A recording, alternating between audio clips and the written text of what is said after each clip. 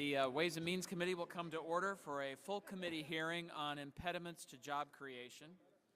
If members would take their seats and members of the audience would take their seats, we'll begin shortly. I think every member of this committee, Republican and Democrat alike, would agree on one basic fact, and that is the U.S. economy is not growing fast enough. If the pace of private sector job creation does not increase significantly, the national unemployment rate will remain unacceptably high for at least another 5 years. Currently, there are 14 million Americans who are unemployed. Millions more have given up looking for a job. These families have already waited too long for Congress to figure out that we cannot spend our way to prosperity and job growth. Our experience over the last 2 years is clear. More government intervention fueled by more debt and higher taxes is not the answer. I'm not sure that all of my colleagues in Congress have figured this out yet, and I hope they'll listen carefully to what we'll hear this morning. During the President's Deficit Commission, on which I, Mr. Ryan, and Mr. Becerra from this committee all served, we heard nonpartisan testimony that once a nation's total debt equaled 90% of its gross domestic product, that debt became a drag on economic growth. In fact, it would slow growth by about 1% a year. The fact that large amounts of government debt slows down job creation should not be lost on lawmakers, especially since, according to CBO, by the end of this year, our total debt will be over 100% of our GDP. The U.S. debt is so large that these experts warned it's costing us about 1 million jobs. I've had a chance to preview the witnesses' testimony, and they agree. The recent run-up in the size and cost of government is holding our economy back. The federal government has grown so large it's casting a dark shadow over our recovery and literally has the families and employers I talk to in Michigan scared. Given that our debt well exceeds $40,000 for every man, woman, and child in the country, you can understand why. The American people know we are on an unsustainable path. What they don't know is when the system will come crashing down on them, when Washington will come looking to them for even more tax revenues, or when foreign governments that are financing our debt, especially China, will call on us to repay the loans we've taken out. While fear can be a motivating factor, it's never propelled a nation to prosperity. In our current situation, just the opposite appears to be true. Fear over rising debt levels and higher taxes have scared families and employers stiff. Small and large businesses alike are so uncertain about the future, they're even sitting on profits rather than invest them in this landscape of uncertainty. Not surprisingly, the result has been anemic job creation. The American public understands intuitively what economic research confirms, that the smart policy is to control government spending. Based on the testimony I've seen, we'll hear a lot of expert agreement this morning that this is the most effective path to addressing both our nation's fiscal crisis and our nation's job crisis. We need to get the government out of the way and let the private sector do what it does best, invest and create jobs.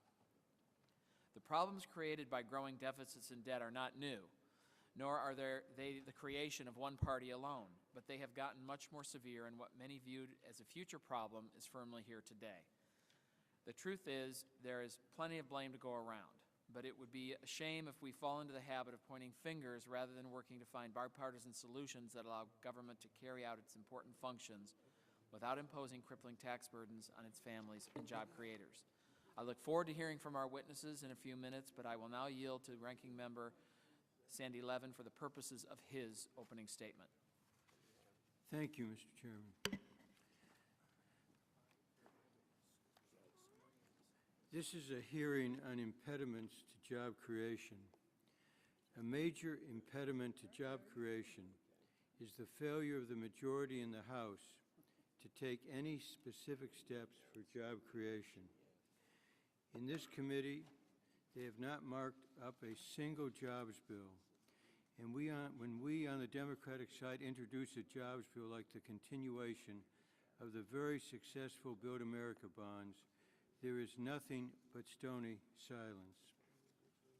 Clearly, we must take steps to address the deficit. When the President took office, he had facing him a $1.5 trillion deficit. But the deficit must not undermine the economic recovery or be used as a maneuver to tear apart the fabric of programs that are important for American families. This is exactly what happens when a party is gripped by extremism. This extremism is reflected in H.R. 1, which undermines important education programs like Pell Grants and Head Start that represent vital investment in our future growth and jobs. Law enforcement funding like the COPS program that puts police on our streets, and environmental programs such as the Clean Water Revolving Fund, which ensures we have safe drinking water and creates jobs. Attacks on these programs are consistent with, and in my judgment, indeed encouraged by Republican witness testimony presented today with the blanket statement, and I quote, "The disease is government spending," end of quotes. And by the approach of another witness, Mr. Biggs, who said years ago the following in support of privatization of Social Security, and I quote, "In that way, Social Security reform featuring personal retirement accounts doesn't send just one liberal sacred cow to the slaughterhouse, it sends the whole herd. The greatest long-term effect of reforming Social Security through personal retirement accounts will not be on individual retirement savings. It will be on the way they view their relationship to the government, to the economy, and to each other," end of quotes. If one wants to talk about a slaughterhouse and impediments to job creation, Reserve Chairman Bernanke has predicted that the House Republican plan would lose, and I quote, a couple of hundred thousand jobs. And there are estimates that go way beyond the 200,000 or several hundred thousand. Being very uncomfortable, Republicans have suddenly decided that they had better try to frame their efforts by pinning to them the word jobs. But playing games with words won't work. It's not a substitute for real action. If we want to talk about jobs and American families, real action would include bringing trade adjustment assistance up for a vote on the floor of the House. Now having lapsed, the 2009 program allowed almost 200,000 workers without a job to undertake retraining as they try to find a job. This legislation was passed by this committee, but it has shamefully been set aside by House Republicans, guided by rigid ideology that's so rampant within the Republican conference. We need to take real action to help put Americans back to work. We welcome this debate, and we look forward to the testimony today. Thank you, Mr. Levin. I would say that this committee did pass the repeal of 1099s, which received a large bipartisan vote on the House floor. More than 70 Democrats will help small businesses in their efforts to create jobs. Today's panel includes 4 witnesses: Dr. Edward Lazier from Stanford University, Dr. Andrew Biggs from the American Enterprise Institute, Dr. Heather Boucher from the Center for American Progress, and Dr. Veronique Desrouget from the Mercatus Center at George Mason University. I'd like to thank all of our witnesses today for their participation in today's hearing. Each of you will be given an opportunity to use 5 minutes to present your testimony. Your full written statements will be entered into the record in their entirety. After all the panel completes their statements, we'll then go to member questioning. So I will begin by recognizing Dr. Lazier for 5 minutes. Thank you and welcome. If you could pull the microphone close, and you do have to push a button to make sure it's on. There should be a green light. Not now, no. Try again. No. Try the other one. There should be a green light that goes on. Why don't we... We'll just have, if you'll check for a second to see what's happening. There we go. It's not his mic, though. Yeah. Try this then? All right. Maybe we can have you slide over. Yeah, you can scoot.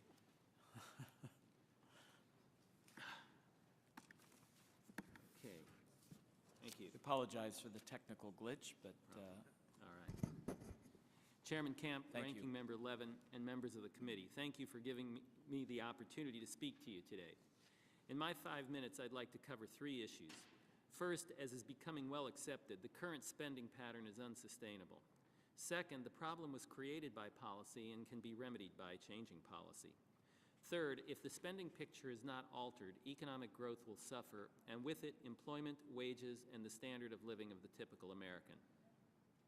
It's becoming common knowledge that the U.S. budget deficit is a threat to our long-run economic survival. As our debt gets large relative to GDP, we will eventually have to service this debt out of tax revenues and offsets in other spending. More important will be the effect on the private economy as high levels of government borrowing raise interest rates and stifle business investment. A well-known study suggests that growth could fall by half at debt levels that we are rapidly approaching. Although the discussion is usually put in terms of the deficit, focusing on the deficit can lead to the wrong policy choices. The deficit is the difference between expenditures and revenues, but it's not only the difference that matters. The economic literature has documented that higher taxation also impedes growth. If spending is high, taxes must also be high to control the deficit. Policy is primarily responsible for the large deficits that are projected to be sustained into the near and distant future. Although it is true that tax receipts fall during recessions, as economic activity rebounds, so too does revenue. The spending side is different. It is controlled by government policy, and the President's projections move our post-recession spending ratios up considerably from our historic norm of 20.8%. The long-run numbers are frightening, as Chart 1 shows. And if you can, thank you.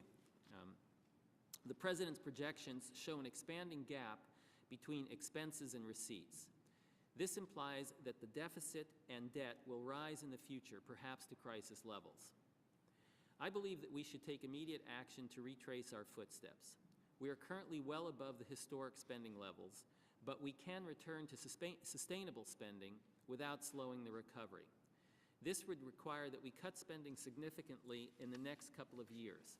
In addition, I believe that we should institute a rule that constrains the growth in spending to the inflation rate minus 1 percentage point, which would return us to historic levels in a few years. With the unemployment rate still close to 9%, job creation is obviously a primary focus. In the short run, increased employment comes with economic growth, as Chart 2 shows. If you can switch to Chart 2, please. Thank you. So you see those lines move parallel there.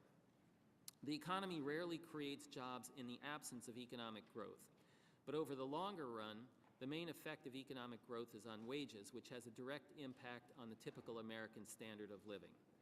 The link requires two steps. First, GDP growth is usually linked to productivity growth, as Chart 3 shows.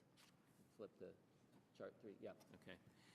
Second, both theory and experience imply that wage growth comes with productivity growth. Chart 4 shows that periods of high productivity growth are also periods of high compensation growth. In the labor market, it is important to bear in mind one final point. Even during deep recessions, a tremendous amount of hiring occurs.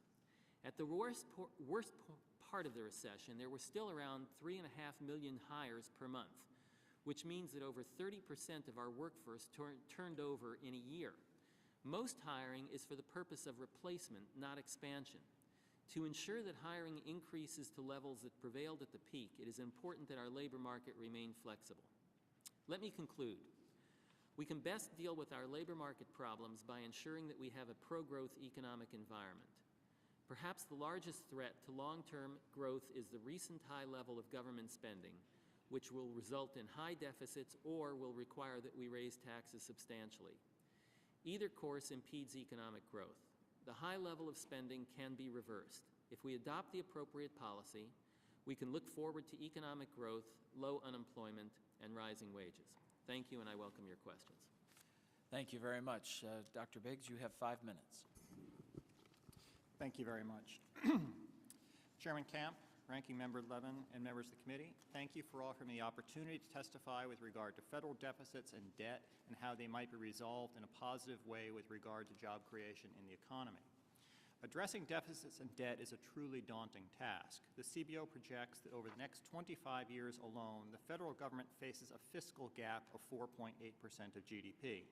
Bridging that fiscal gap would require an immediate and permanent 23% increase in all federal tax revenues or an equivalent reduction in federal outlays. Delaying action only makes the gap larger. To resolve this gap, the federal government must undergo a significant fiscal consolidation, which is defined as a policy aimed at reducing government deficits and debt accumulation. Without a fiscal consolidation, a debt or currency crisis is inevitable. Over the past several decades, many developed countries have undertaken fiscal consolidations. Some have succeeded and others have failed, both in causing lasting reductions in debt and in generating positive impacts on economic growth. What has separated the successes from the failures? To help answer this question, in a recent article with my AEI colleagues Kevin Hassett and Matthew Jensen, we reviewed the extensive existing literature on fiscal consolidations as well as conducting our own data analysis. We analyzed over 20 countries covering a span of nearly 4 decades. We first isolated instances in which countries attempted to reduce their budget deficits, either through increased revenues or reduced government outlays. We then revisited these countries several years later to see which fiscal consolidations has succeeded in reducing debt and which had failed. And more importantly, we analyzed what separated the successes from the failures. Our findings are striking. Countries that addressed their budget shortfalls through reduced spending were far more likely to succeed in reducing their debt than countries whose budget balancing strategies depended upon higher taxes. The typical unsuccessful fiscal consolidation consisted of 53% tax increases and 47% spending cuts. By contrast, the typical successful fiscal consolidation consisted of 85% spending cuts. These results are consistent with a large body of peer-reviewed academic research. Also consistent with other studies, we found that successful fiscal consolidations focused spending cuts in 2 areas: social transfers, largely meaning entitlements in the American context, and the government wage bill, which means the size and pay of the public sector workforce. A second area of research, however, is more contentious.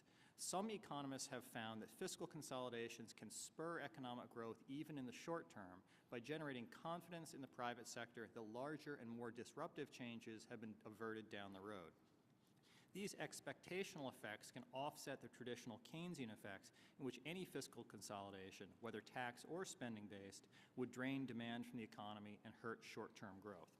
Harvard University economists Sylvia Ardagna and Alberto Alesina found that only around 1/4 of fiscal consolidations coincided with an increase in economic growth.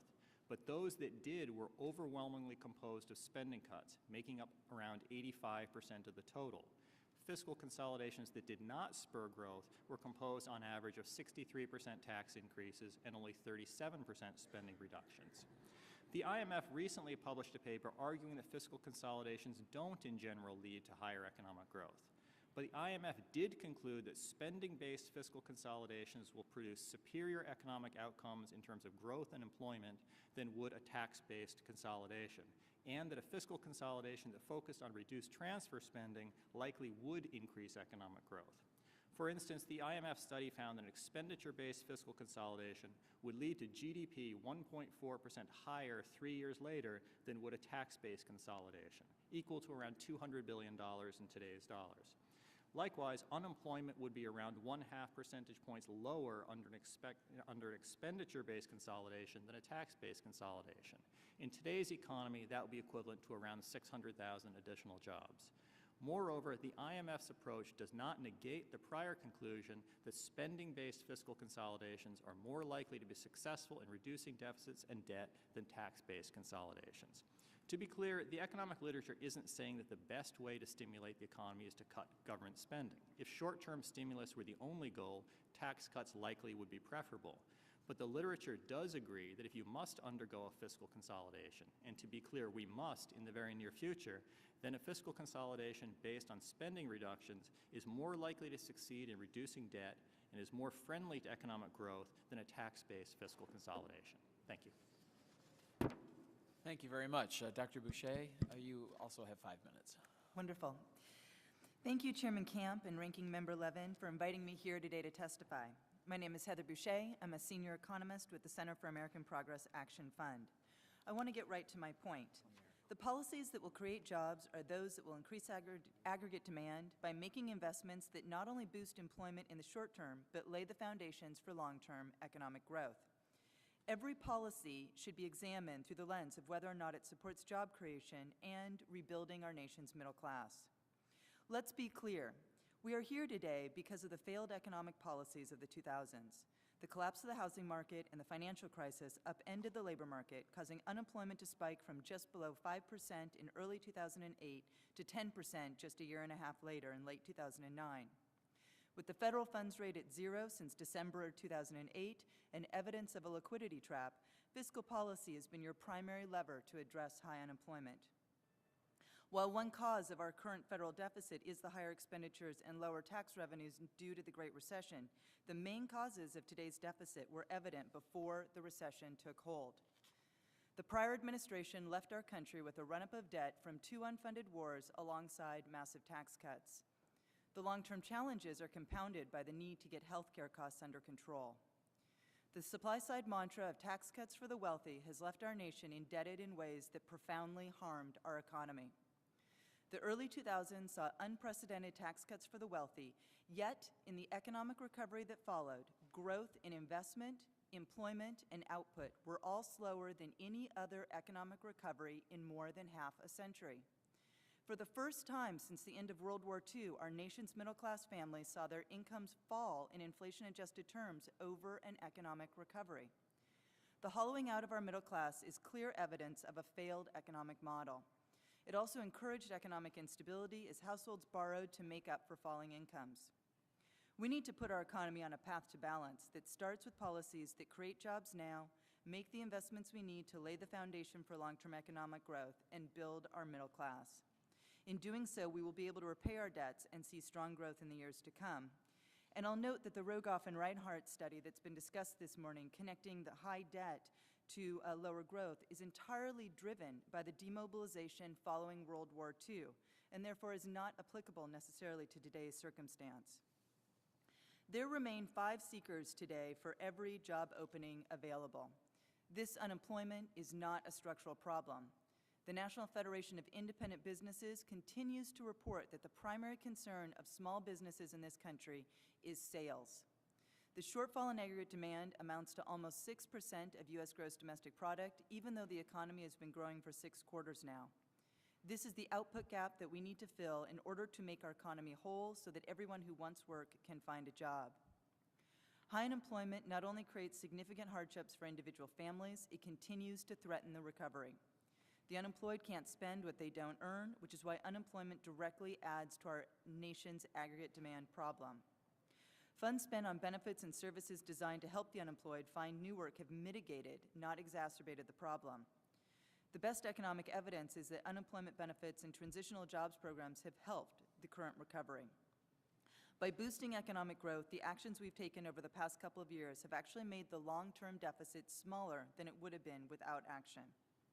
To address unemployment, Congress should focus on 3 specific policy goals: boost aggregate demand and invest in our economy, including investing in infrastructure, which is the best way to ramp up employment now while building the foundation for a high productivity future. Second, stop adding to the problem of unemployment. Once someone loses their job in this economy, they're facing historically low odds of finding a new job. Third, help the unemployed beat the odds and find work. In particular, programs like the TANF emergency funds that put people to work in public-private partnerships should be reinstituted. The costs of inaction continue to far outweigh the costs of action. While we need to keep our eye on a growing federal debt, addressing the scourge of long-term unemployment now will do more to cut future deficits than not. Getting our economy growing again is the most important thing we need to do to address our budget woes, and that includes both a long, hard look at our tax revenue and increasing that. Thank you. Thank you very much. Dr. DesRougies, you have 5 minutes. Good morning, Chairman Camp, Ranking Member Levin, and distinguished member of the committee. Thank you for inviting me to discuss how debt and deficits relate to economic growth and job creation. My name is Véronique DesRougies, and I'm a senior research fellow at the Mercator Center at George Mason University, where I specialize on tax and budget issues. Deficits and debt matter. They are the symptom of a disease called government spending. Overspending in the past, along with the near explosion of Social Security, Medicare, and Medicare spending, means will be drowning in red ink for the foreseeable future. Unfortunately, the persistent failures of lawmakers to cut spending have created a situation where the symptoms produce symptoms of their own. I have 3 points to make today about large sustained deficits and debt. First, they cripple economic growth and destroy jobs. Second, they are expensive and they are self-perpetuating. Third, American families are the one paying the price for these symptoms. To the first point, large and sustained deficits and debt inevitably cripple economic growth and destroy jobs. The money the federal government borrows comes from American savings. So does the money that Americans invest in the private sector's growth. There comes a point where there just aren't enough savings to satisfy both masters. So if the government borrows more money, domestic investment will go down, a state economist called crowding out. In this state, company will build fewer factories, cut back on research and development, and generate fewer innovation. As a result, our nation's future earning prospect will dim, and our future living standard will suffer. And borrowing more money to foreign investors isn't the solution either, as this money needs to be repaid too. Second, deficits and debt are expensive and self-perpetuating. The more we borrow, the bigger our interest payments are. In spite of historically low interest rate, by the time my 8-year-old daughter finishes high school, the federal government will spend a projected $866 billion each year just to pay interest on our debt. That's more than what the U.S. spends now on 2 wars, plus the Departments of Defense, Education, Energy, and Homeland Security combined. As our deficit grows, the interest on our debt grows too. All too soon, we will have to borrow money to pay for the interest on our debt. And if persistent deficits lead to higher interest rate through the combination of concerns about inflation and potential default, these new rates can magnify the power of compound interest. In other words, deficits financed at low rate today can lead to more deficit financed at higher rate in the future. Third, deficits and debt matter to American families, and they are the ones who will suffer from economic uncertainty, high unemployment rate, higher interest rate, lower growth, and lower standard of living brought by a fiscal crisis caused by too many deficits and too much debt. Yet, the ones who will really suffer are our children, as the United States is set to embark in an unprecedented and massive transfer of wealth from younger taxpayers to older ones. Make no mistakes. Our children will be the ones who pay for the decision we are making today. That fiscal crisis could be a slow, yet rampant destruction of our economy. It could be abrupt, with creditors losing faith and pulling their money from the United States overnight. Either way, things are way worse than they look on paper. According to the CBO, U.S. debt as a percentage of GDP will reach 200% by 2037. But those are projections, not the real world. In the real world, the economy could collapse before we could even get to the CBO's forecasted level. Even the CBO acknowledges that possibility. In its long-term projection document, the CBO forecasts the effect crowding out may have on GDP per capita and contrasted with commonly used projection. Depending on the assumption made, this data shows that per capita growth collapsing about 10 to 20 years from now due to crowding out. The contrast between this data and the data usually referenced by scholars like me and the government official is striking. What then should government decide today? Well, Congress should address our fiscal imbalance today and tomorrow and should start to do it now. In particular, Congress should reform the main driver of spending explosion, Social Security, Medicare, and Medicaid. That being said, I think everything should be on the table, including defense spending. It should also resist the temptation to address these deficits by raising taxes. No amount of taxes could address the immense fiscal imbalance that our country will face in the future. Furthermore, raising taxes would add to our problems by hindering economic growth, thereby reducing tax revenue and adding to the deficit. Thank you for the opportunity to testify before you today, and I'm looking forward to your answers. Thank you. Thank you all for your testimony. Dr. Lazier, last week you were a group of bipartisan former Council of Economic Advisor chairs that signed an op-ed calling on the administration and Congress to address the nation's fiscal crisis, and I would ask unanimous consent that the op-ed that I referred to be included in the record. without objection. Why does such a distinguished and bipartisan group of economists think it is crucial that we act now to address our nation's fiscal crisis? I don't think it's working yet. Thank you. Can you hear me now? Yeah, I can. Well, I think the problem is obvious to all of us. Those of us who have been CEA chairs have had to put together forecasts every year. We head a committee called Troika inside the administration. We look at these numbers on a frequent basis, and it's quite apparent when you start looking at these data that the problem is overwhelming, and it is a problem that is immediate. We're adding 10 percentage points to the debt-to-GDP ratio every year, and that number is really a frightening number. So I think that's what stimulated all of us to try to work together and to think about these issues together. Now, obviously, we don't all have the same solutions for the problem. We differ on some of the things that we like, some of the things that we don't like. But we all recognize that if the problem goes unaddressed, that it will be a problem that threatens the country and threatens our economic livelihood. And in particular, what we're concerned about is that a couple of things will happen. First of all, it will become very costly for the U.S. to borrow. It will be difficult to service our debt, but more important will be the effect on the private sector. When borrowing costs go up, it makes it difficult to invest. It also means that other investors from around the world will lose confidence in the United States, and those are the things that we're most concerned about.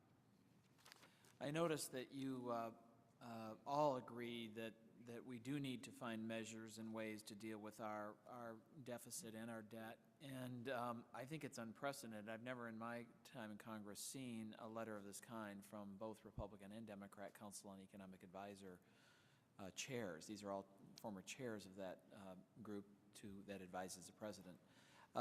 There's a significant debate obviously occurring in the Congress right now about the best way to promote economic growth and job creation, and I would ask you, your testimony seemed to say that we need to begin to reduce government spending. And can you walk me through how reducing government spending is connected to job creation? Sure. Again, if I use the President's numbers, which I think are probably the easiest way to start, use the numbers that OMB puts out. The big problem that we have as we go into the future is that we just can't get to the situation that we want to be at by raising taxes. We're just never going to get there. It's simple arithmetic. If you look at the gap that the President is projecting out a couple of decades, we're talking about deficits somewhere in the order 8, 10, eventually 12% of GDP per year. To raise taxes enough to close that gap would mean that we would be raising taxes by about 50%. I just don't see that happening in this country. I surely hope it does not happen in this country. It would be a tremendous drag on the economy. So the problem that we face then is one of controlling spending. Now, if we don't control spending, I really see it as more than negative. It's not so much that if we control spending, there'll be this magical increase in economic growth. It's rather the reverse. If we don't control spending, what we will be doing is putting ourselves in a situation where we will have such strong impediments to economic growth that the economy will struggle, and we've had examples of this. Japan's lost decade, now lost 2 decades, hopefully not lost 3 decades, is case in point. All right. Dr. Biggs, do you care to comment on that? Well, I think I would reiterate what Professor Lazier said, that we're faced with a number of bad choices, particularly in entitlements. If we had addressed these issues 10 or 15 years from now, we'd have a much smoother glide path towards bringing the budget back into balance, and we'd have much more leeway today in terms of the fiscal policy and the avenues we have available to us to address joblessness and fiscal stimulus in the short term. As it stands, though, we have to do 2 things at once. We have to both address deficits both in the short term and long term, and we have to think about how to stimulate the economy and keep the economy healthy going forward. And of course, those 2 things are linked. The stronger your economy, the more easily it can bear the debt that it has, more easily it can bear government programs. So I think we have to say what steps together will both help us effectively address deficits and debt, and will do it in a way that is at the very least, neutral with regard to the economy, but we hope maybe be helpful with regard to the economy. The research that we've reviewed, and there is a fairly large body of it, indicates the best approach to that would be through reductions in government outlays rather than increases in revenues. All right, thank you. And Dr. DeRougy, would you like to comment on this connection between reducing government spending and the promotion of jobs? Well, I mean, Job I would creation. agree with Ed Lazier and Andrew Biggs about the connection that exists. And I would like to add to show that, I mean, like in the last 10 years, I mean, during President Bush's presidency, federal spending has grown in real term by 60%. We've had massive increase in spending in the last 3 years, whether you think it was justified or not. We've tried the route of stimulating the economy through massive spending, and it hasn't worked. And in fact, I mean, I would argue that it's hurt us more than anything else. And what we know is that we are at a time where basically economists have not yet really studied the situation in which we are, a situation where actually not only do we have unprecedented level of debt, but they are not about to end in the foreseeable future because of the explosion of spending on Social Security, Medicare, and Medicaid.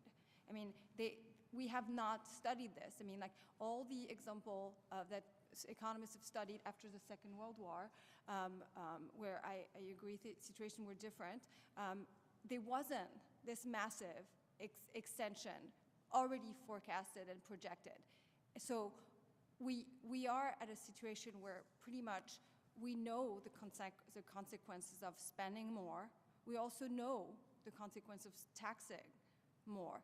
But what we don't know is when we are going to reach this tipping point where things could absolutely really bad for our economy. And that will mean, I mean, a slowdown of economic growth in a situation that we are already today, but in any case, means a destruction of jobs. All right, thank you. Mr. Levin is recognized.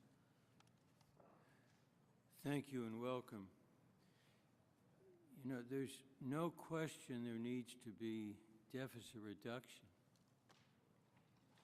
The issue is how we do it. No one is saying do it by raising taxes alone. No one says that. I just want the record to be straight. The private sector job losses from January 2001 to January 2009, 650,000 private sector jobs lost.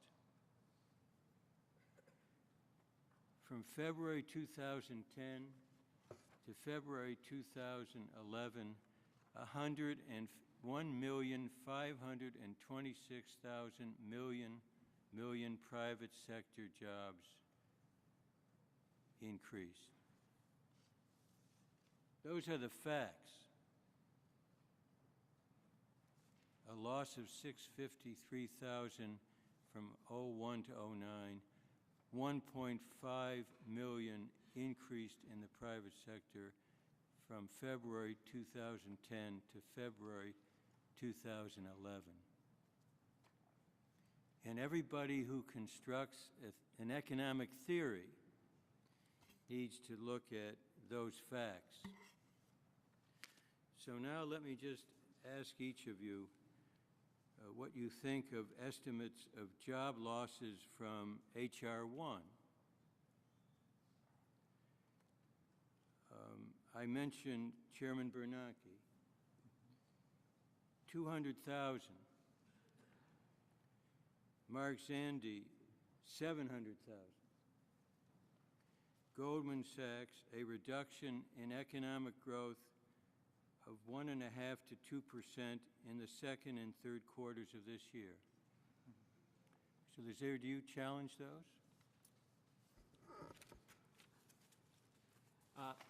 Let me just say two things, Congressman. The first thing I would say is that I certainly agree that we should be looking at the facts on job loss, but normally what one does when one looks at the facts is you look from peak of a business cycle to peak of a business cycle, or trough of a business cycle to trough of a business cycle.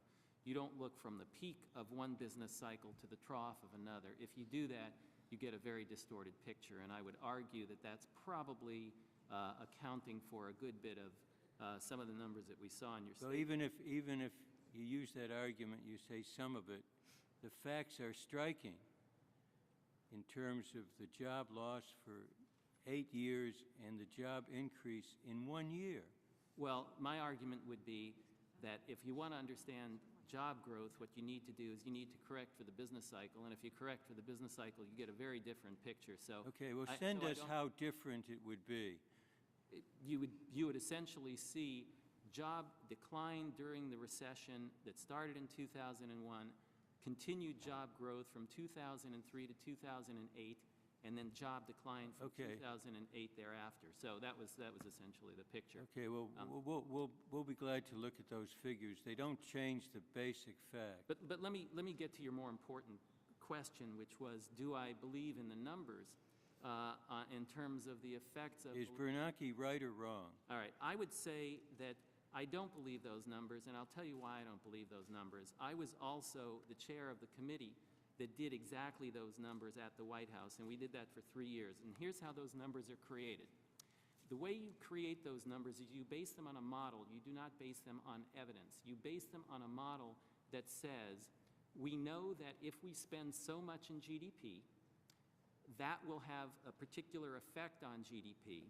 And historically, there has been a relation between GDP and job growth. All right, So let we me took- just say my time's up. You know, Okay. that's maybe what you did.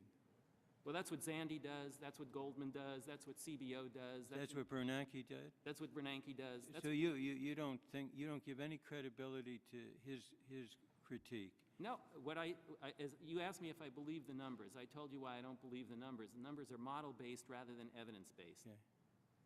So you just dismiss all of these statements about the impact of H.R. 1 in terms of economic growth? What I dismiss is those as evidence of the effect of a bill on jobs. What I don't dismiss is that they still may Okay, be let me our- just, Ms. Boucher, just quickly, would you respond to that? Quickly, because his time has expired, so you have a few seconds. Well, I mean, the economists use models, and so there's a bit of a challenge there. I think that, especially looking at the Goldman Sachs estimate, these people did that estimate for their investors to help them determine how to invest and how they thought they were going to make money in the years to come.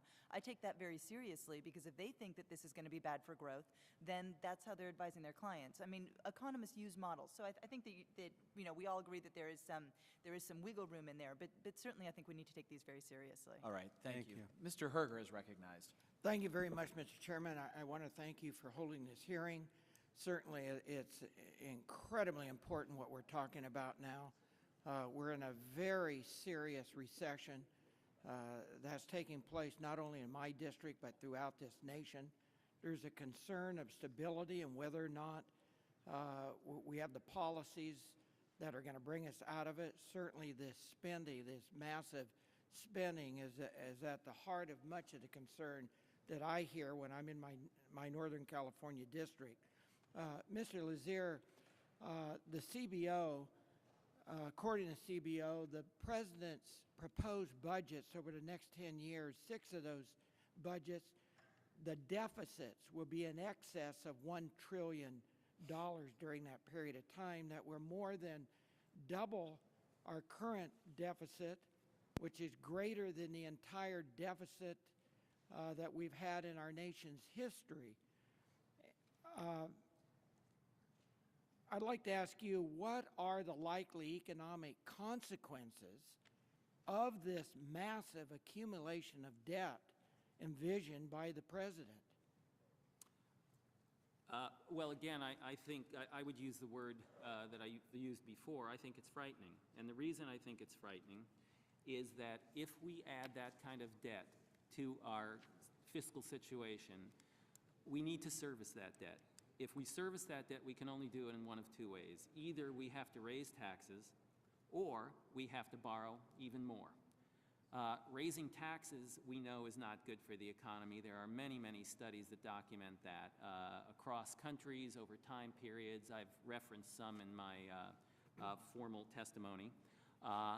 But in addition to that, if we try to borrow, what we'll end up doing is driving up interest rates. We're already starting to see that at the long term of the Treasury structure right now. When we start driving up interest rates, what that does is it imposes costs on businesses that are trying to borrow and trying to invest. And the one thing we do know is that investment is a huge driver of economic growth, and job growth depends on economic growth. So I guess I'm very concerned about the effects of long-term deficits and the kinds of high deficits that you referred to, sir, on both economic growth through interest rates and through confidence in the United States as a place to invest. I have to mention another concern that I have. As we look around the globe, we look at what has taken place in Greece, what's taken place in Ireland, some other countries, we can see that an economic crisis, a fiscal crisis, can develop very suddenly. And my concern is that with what we've seen take place, how quickly it can happen with, again, this incredible debt that we're seeing taking place here in the United States. In your opinion, are we currently on the fiscal path that could trigger a crisis similar to what we've seen in some of these countries, only on a much more substantial scale, considering the size and importance of our economy? Can I take that one? Or Mr. Biggs? Dr. Sorry. Biggs? It's in my written testimony, I quoted the well-known economist Ernest Hemingway, who said that people go bankrupt two ways, gradually and then suddenly. And we're in the gradually phase now. We're accumulating more and more debt. And for the moment, we can bear that burden. We've been advantaged by the fact of fiscal or financial instability in other parts of the world, which has a sort of flight to safety approach and helps the U.S. in the short term. Over the long term, though, both the history and the theory of financial crises is that they happen very, very quickly. They're like a bank run. You don't know exactly what causes it, but once panic sets in and confidence is lost, these things can happen very, very fast. So, so the point is you don't want to get yourself into the region where that can happen. You can't say precisely when or what will trigger it, but once you're in the region, that can be a very difficult place to be. Would you say we're in the region, again, looking at the region that Greece was in? I would look at Portugal. I think we're entering the region now. I would look at what's happened in Ireland. Would you where please suspend? The gentleman will direct a question to you. Thank you. Dr. DiRuggi? One of the things that we know is that investors rated country on a curve. So basically, and this is why there's so much uncertainty and we can't tell you and pinpoint exactly when the crisis will happen. But one of the things that we know is that there will be a moment where it is really possible, and this is one of the things that keeps me up at night, where our investors are going to look at the U.S. and they're going to think that we're not as safe as we used to be. They're first going to start to ask for a premium for potential risk of inflation, and they're also going to ask potentially for a premium, and that could happen. The gentleman's time has expired. Mr. Levin is recognized. Mr. Rangel is recognized. Thank you, Mr. Chairman. Staff reports that the Bush tax cuts cost us about loss of revenue $1.6 trillion, and the extension for the 2 years, $500 billion. Do any of you contradict that this increased our debt that we owed, that had a negative impact on that? Does that accept it? Silence means you agree that. If I could quickly note, one of the points I made in my written testimony is that the fiscal gap the CBO projects over the next 25 years and beyond is entirely a result of higher spending. Historically, income taxes or total taxation has been around 18% or so of GDP. The CBO projects that going over the next 25 years, taxes will equal 20.7% of GDP. Let me try the question. Meaning that it would be 15% over the historical average. We had a deficit then, and after the tax cut, you would agree that we didn't have the money to pay for it. We have to borrow the money to pay for it. The same way we have to borrow money for the $500 billion extensions of the President Obama continuation and extension of it. I don't think anyone wants to challenge, if you don't have the money and you reduce the revenue that the tax system says you can get, that you borrow that money. I guess I would just We talk about short term. I would respond to you two ways, Congressman. The first thing I would say is that the Bush tax cuts were in effect primarily throughout the Bush administration, and that was a relatively benign period in terms of both Did we borrow the money in Excuse me. order to do it? The answer is yes. Excuse me, Congressman. What I'm That was- trying to say is that, do you believe that we can raise any revenue now and it would help us to close the deficit? That was my second point. Which, Well, that's my first okay, point. all right. Sorry, sir. Which is that there's a short run effect and a long run effect, and I think what we are concerned about primarily is the long run effect on economic growth. Whether we can get a year or two of additional revenue by increasing taxes right now that's possible, and I wouldn't deny that. There's some ambiguity there. But what I would If be I most- was to but share I- with if- you what I would that be most where we would get that money would be in closing tax loopholes that technically some people would say Yeah. that they're getting a tax increase, but most economists agree that our corporate tax rate is too high at 35%, but that the actual tax rate that the corporations is closer to 20 in terms of what it should be in the first place, and that if you cut out all the preferential treatment and brought more equity to the table, that it would be perceived that America's the place to invest and that high corporate taxes would not be negative.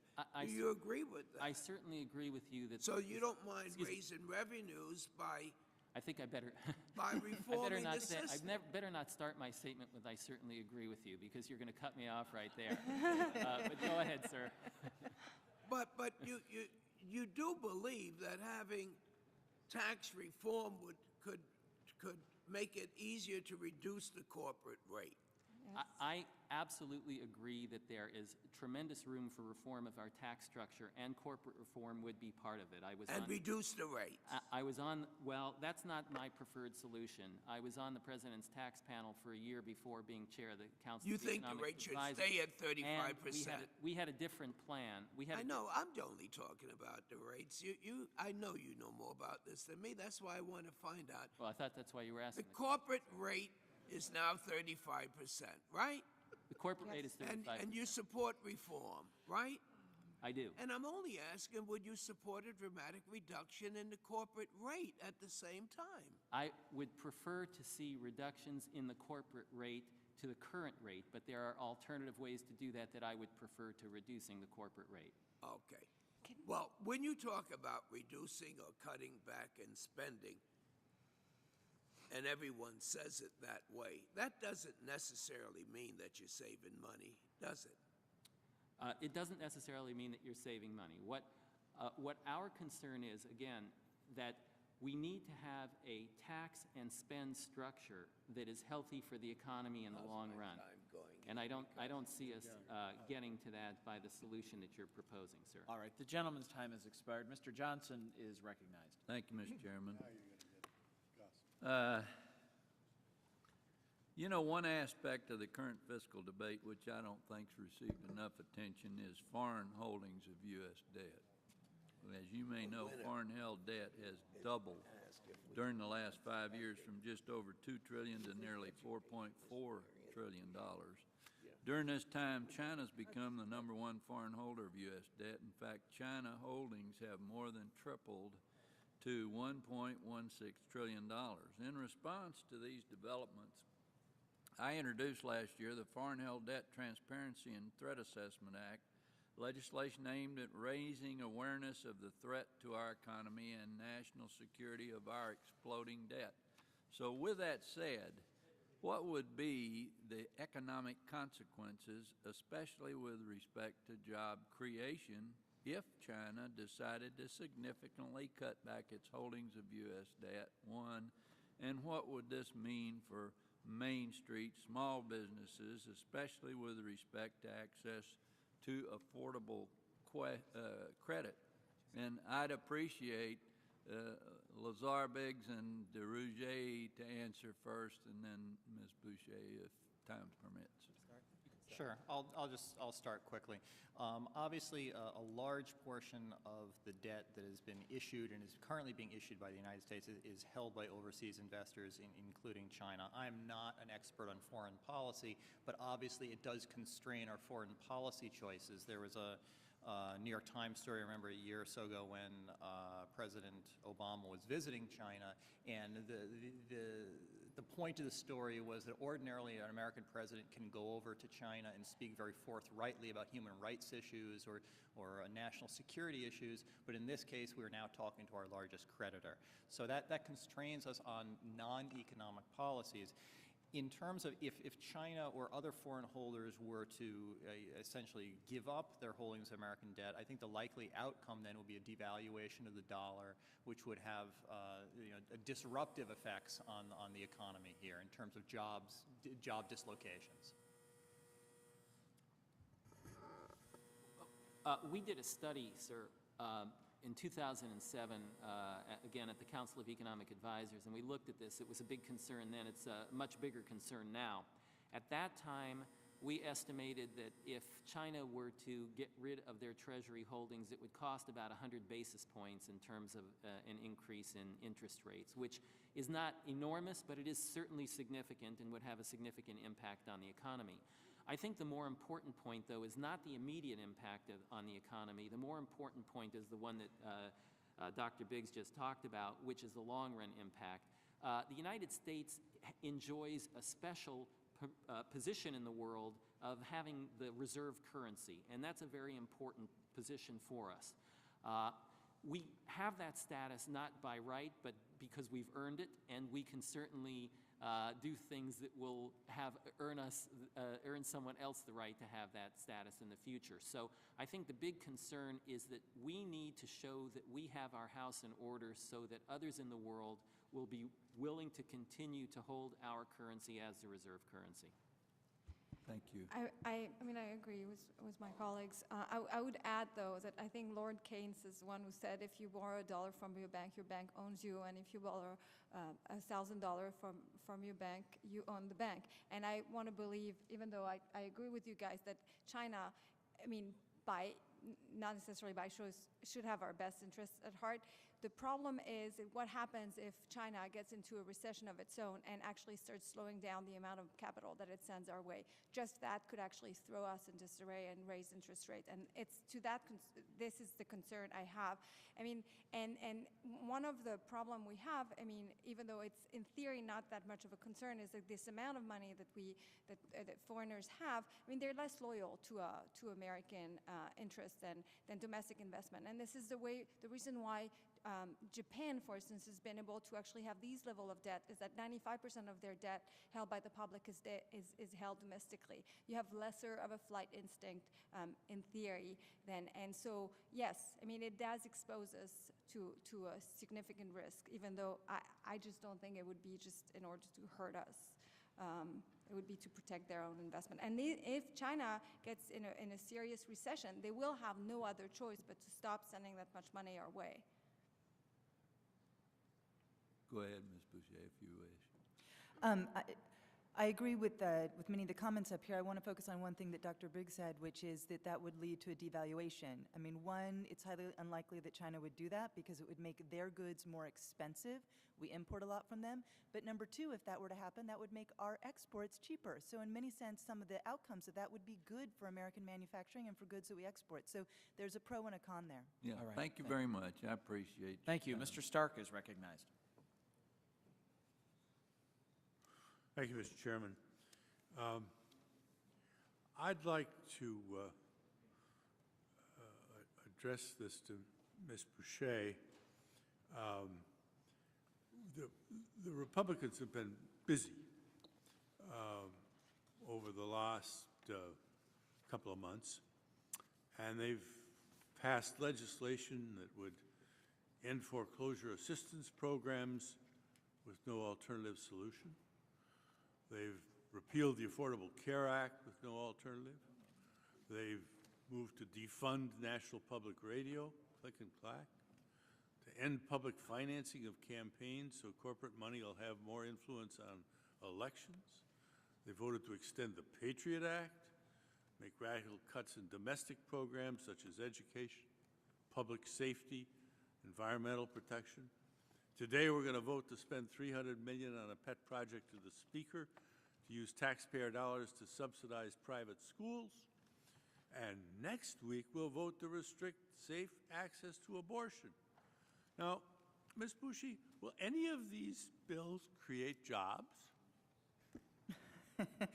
Well, it's a long list, and my instinct is that many of them may not, but let me just focus on a couple that you mentioned that list. I mean, one thing that a number of the panelists up here have spoken about is the long-term health care costs are a critical piece of this long-term... I asked you a question. Will any of those bills create jobs? I don't think any of those appear of the list that you mentioned focused on job creation. I don't think they will either. Do any other panelists have estimates on how many jobs will be created if these bills became law? Go ahead. I mean, I don't think you're probably right that this is not the point of this job, but I think there is a case to be made that the federal government should probably not be involved in absolutely everything that concerns our lives. And maybe there will be some very positive impact of having the federal government scale back its intervention on Americans' lives. And how will that create jobs? Sorry? How will that create jobs?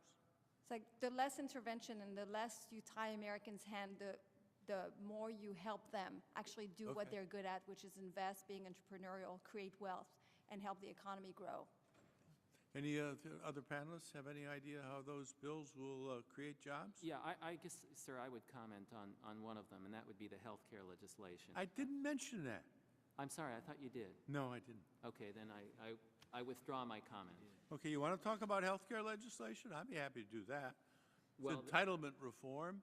It reduces Medicare spending, extends solvency of Medicare for about 12 years. The health care legislation, while scored by CBO as deficit reducing, and I'll certainly I'll accept that as a given, also... What do you know about health care? You're not a very good economist, but I wonder what you know about health care. We got a group of second-rate economists here, and I don't know where they scraping the bottom of the barrel. Well, but I want to. But I as far as health care, I would say to the gentleman, I think if we could confine our remarks to the topics at hand and not personally these are the disparage topic the at hand. witnesses. Is where you found these clouds. I think. But Well, one of them is a Democrat witness, so I understand that. they're not all Republican witnesses, but I do think that it's the gentleman's time. Proceed. sorry, would you repeat the question, sir? No, I just Sorry, wondered. you threw me I off. just wondered about your expertise in health care. Oh, well, you probably recall that I was the President's Chief Economic Advisor for 3 years. We spent a lot of time talking about health care. The 2007 State of the Union address was all about health care, and I was instrumental in devising that. So I've certainly thought a good deal about health care over my career. But I don't think my credentials are really all that relevant at this point. The Senate has already confirmed my credentials. I think what I'd like to talk to you about is the health care legislation. If you want to hear about it, I'm certainly happy to talk about it because as it concerns job creation, which I thought was your question, recall that the expenditures in the health care bill that we're talking about are about $1 trillion. Let's hear from Ms. Boucher about this. What do you think about health care? Have anything to do with this? Well, healthcare does have something to do with the long-term deficit, and so we do need to take steps, and did take steps in the Affordable Care Act to get healthcare costs under control over the long term, and I would encourage you to continue to focus on that, because if we care about the deficit, which is what this panel is about, then we should care about thinking about that in the long term. Thank you. Thank you very much. Thank you, Mr. Chairman. Thank you. Mr. Brady is recognized. Thank you, Mr. Chairman. First to the panel, let me apologize to you for Mr. Stark. We may disagree on conclusions, but your credentials, lifetimes of credentials in economics, is so very impressive. And we appreciate you taking your time today to share that with this committee and therefore with Congress. And I think we're hearing a lot of draconian projections about job losses due to minor spending reductions. But those same economists got it so wrong in the stimulus. Here we are 2 years later, spending over $800 billion. We have 2.2 million fewer jobs today in America than when the stimulus began.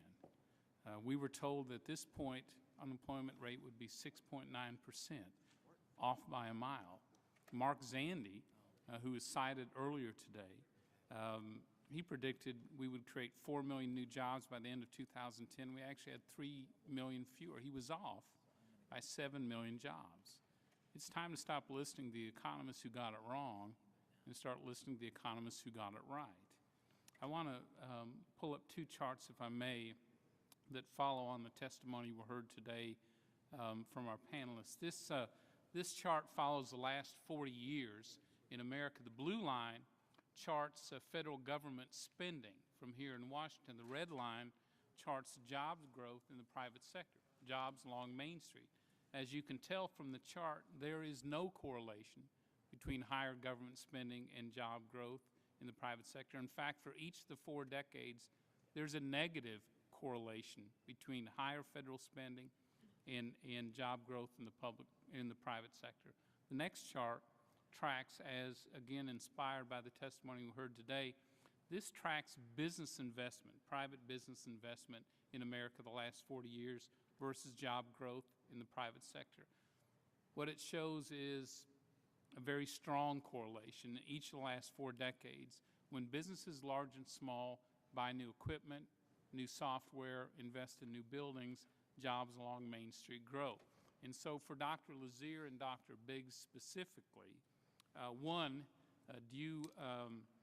I'd like your comments on the role of private investment in creating private sector jobs. And secondly, because Dr. Biggs, the Joint Economic Committee report, Spend Less, Owe Less, Grow the Economy, cited your study that our international competitors who got themselves in debt trouble and reduced their debt credibly through spending cuts, not by tax increases, were able to grow their economy in the short term as well as the long term. So I'd like both Dr. Lazier and Dr. Biggs' comments on these points. Yes, sir. Congressman, let me start. I certainly agree that investment is a key component to both economic growth and job growth. In the short run, the chart that I showed is quite consistent with the one that you're showing now, which is that we do know that you just don't get job growth in the short run without seeing growth in economic activity. So the question is, how do we get growth in economic activity? I've never been a strong believer in the notion that the government can create a lot of economic activity. Occasionally we can move it around. I think the government has done that in the past couple of years, but I don't see a lot of effect on aggregate economic activity from the kind of government programs that we've seen. In the longer run, the more important effect of investment is actually not on the number of jobs, it's on wages. And the reason it works on wages is that wages are very closely linked to productivity growth, and in order to get productivity growth, you have to have investment. And I would include in that, by the way, investment in human capital as well as investment in physical capital. Thank you. Well said. Well, since Professor Lazier discussed investment, I'll try to focus on the second part of your question since time is short. The study you referenced, and obviously the literature that I reviewed in my testimony, has found that countries that attempted to get on top of their budget problems through reduced spending tend to be both more successful at cutting their deficits and debt, but also have better economic outcomes than those who tried to address their budgets through increased taxes. For anybody who's doubting this, just my opinion, my testimony includes a large number of references to these findings in peer-reviewed journals that come to the same conclusions. I discussed there's a controversy among economists about to what degree fiscal consolidations will spur economic growth and help the economy. One number I cited from an IMF study found that a spending-based fiscal consolidation would produce unemployment half a percentage point lower than a tax-based fiscal consolidation 3 years after it took place. That was from a study that people cite as being a more pessimistic one in terms of these outcomes. So I can't promise you that cutting spending is going to rapidly increase growth, but given that you have to get on top of your budget, the research seems clear that going at it on the spending side seems to be more successful and better for the economy than going at it from the tax side. Thank you. Yield back. Thank you. Mr. Nunes is recognized. Thank you, Mr. Chairman. Ms. Boucher, in your testimony, you mentioned 2 wars that were unpaid for. Were you referring to Iraq and Afghanistan, or? I was. Okay. How about Libya? Is that unpaid for, paid for? How does that fall? I was referring to the run-up in spending over the 2000s alongside tax cuts. So I was trying to make the point that the deficit was something that we inherited at the end of the last administration. Right. I just want to clarify, the 2 wars you were referring to were Iraq and Afghanistan. How does Libya compare, what's happening in Libya today, compared to those 2 wars being paid for or not paid for?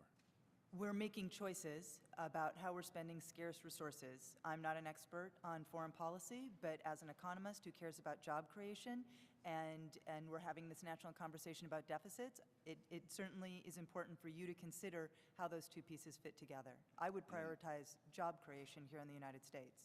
So the tax cuts that you're referring to that went alongside with the 2 wars, I assume those are the George W. Bush tax cuts of 01 and 03? Yes, sir.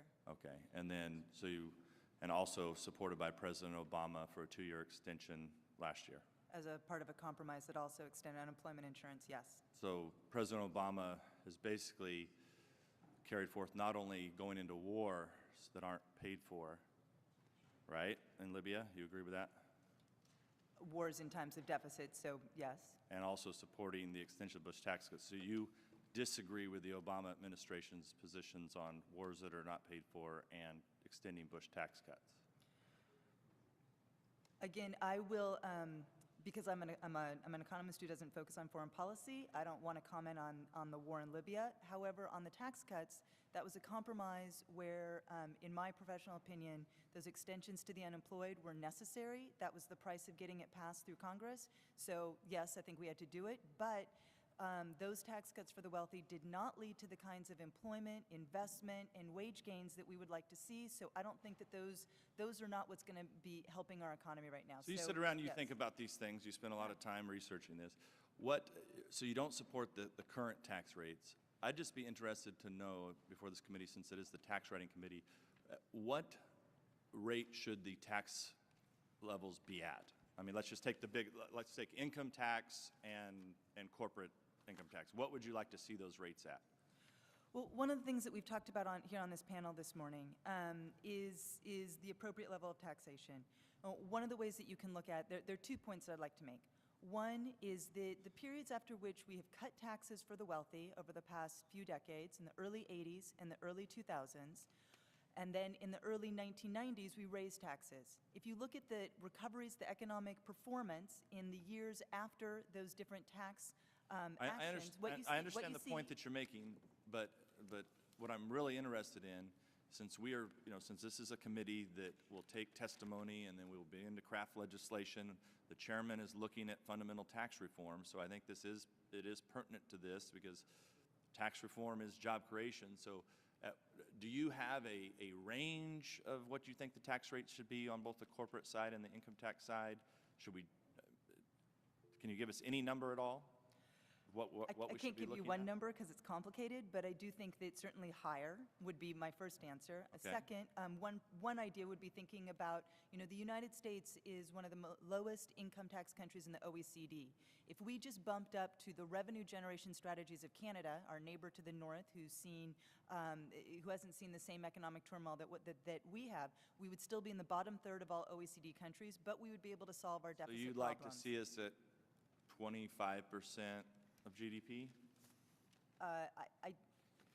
I can get back to you on a specific number. I'm hesitant to say something without sort of doing some calculations that are hard to do at this moment. I would assume that's probably what Canada is, roughly. I can't remember at the top of my head, but I'm happy to get back to So you. definitely higher, but you'll get back to me what percentage of GDP the tax rate should be at. Yes, sir. Okay. And I know we have just a limited time here, but Mr. Lazier, what rate do you think the tax rate should be at that would get us to a point where we could get into job creation, where businesses would be willing to invest? Well, again, I don't think of the tax rate as generating jobs in the short run, and I don't think of expenditures as generating jobs in the short run. I think that The steps that we took in late 2008, early 2009 to get ourselves through the financial crisis are the steps that were appropriate in creating the job growth. We're going to see it, unfortunately, slower than I think we all had hoped, but that's where it's going to go. I think what I would say is that historically our tax rate has been at 18%. We have been able to do quite well in terms of supporting the economy, growing the economy, supporting the government and doing the necessary things that government has to do with an 18% tax revenue over the past 30 years. That also means we've run at about a 2% deficit. So at a 2% deficit, we're bringing down the ratio of debt to GDP. Thank you. Thank you, Mr. Miller. Mr. Chairman, I'd also like to associate my comments with Mr. Brady's that I don't think any of you are clowns or second-rate economists, so I Thank you. apologize for that. Thank you. Mr. McDermott is recognized for 5 minutes. Thank you, Mr. Chairman. I would ask unanimous consent to enter into the record March 29, 2011, a letter to Harry Reid, Boehner, McConnell, and Pelosi from 34 chief executive officers of alternative energy companies. Without objection. I put that in because I want to commend you on having brought to us today the architect of the Bush failure and a representative of the Koch Institute's ideas about the economy. It's important. I want to ask both of you a question. This letter says, we urge you to continue funding the Department of Energy's loan guarantee program for Section 1705 and 1703, and I'm sure, Mr. Delzare, you know what those are about. And it says, we're investing in projects with pending loan guarantees based on the good faith action that the DOE programs would function as stipulated in laws as the Congress intended.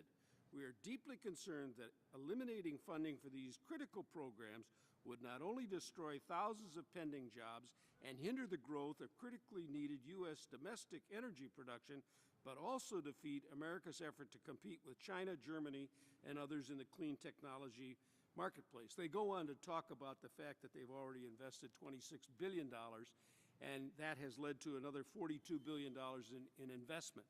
Now, listening to you, one would think that any investment by the government in anything in the private sector was bad.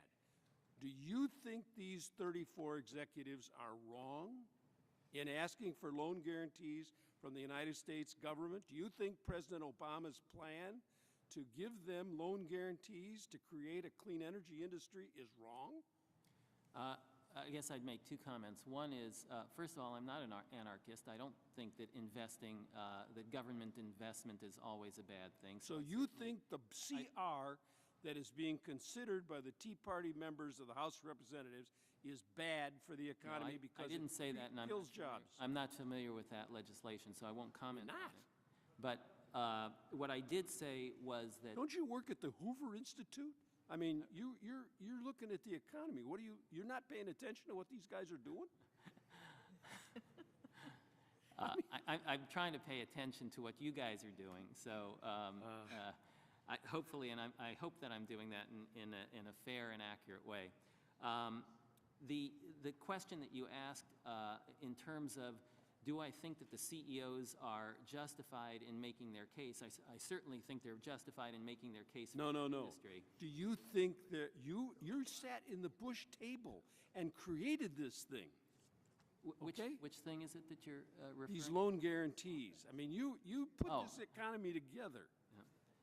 So you're saying I wish they have I a had right to such make power, the case? sir. Of course they do. But what I believe we can do is I believe we can move resources around.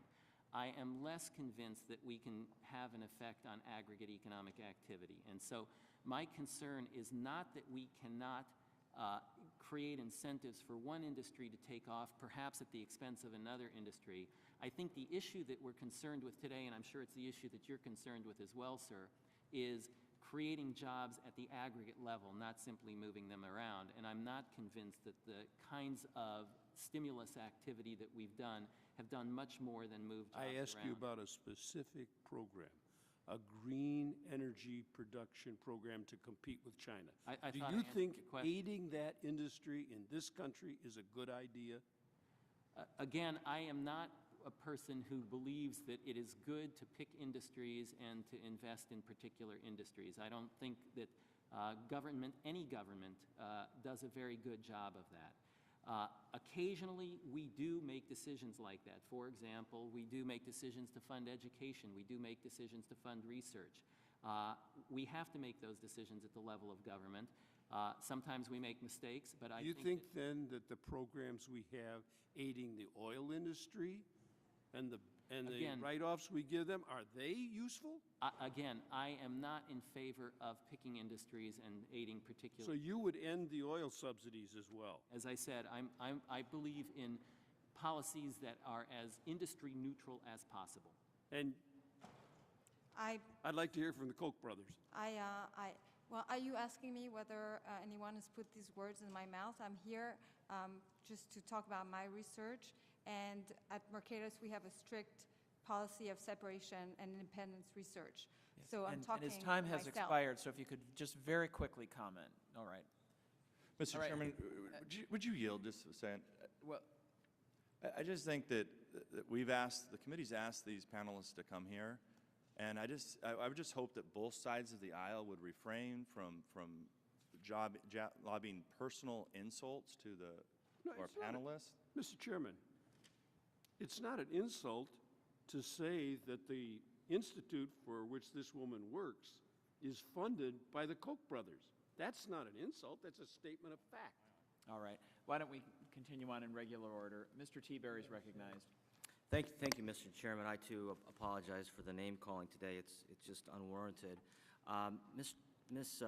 Boucher, just a comment, and I'm not asking for a question.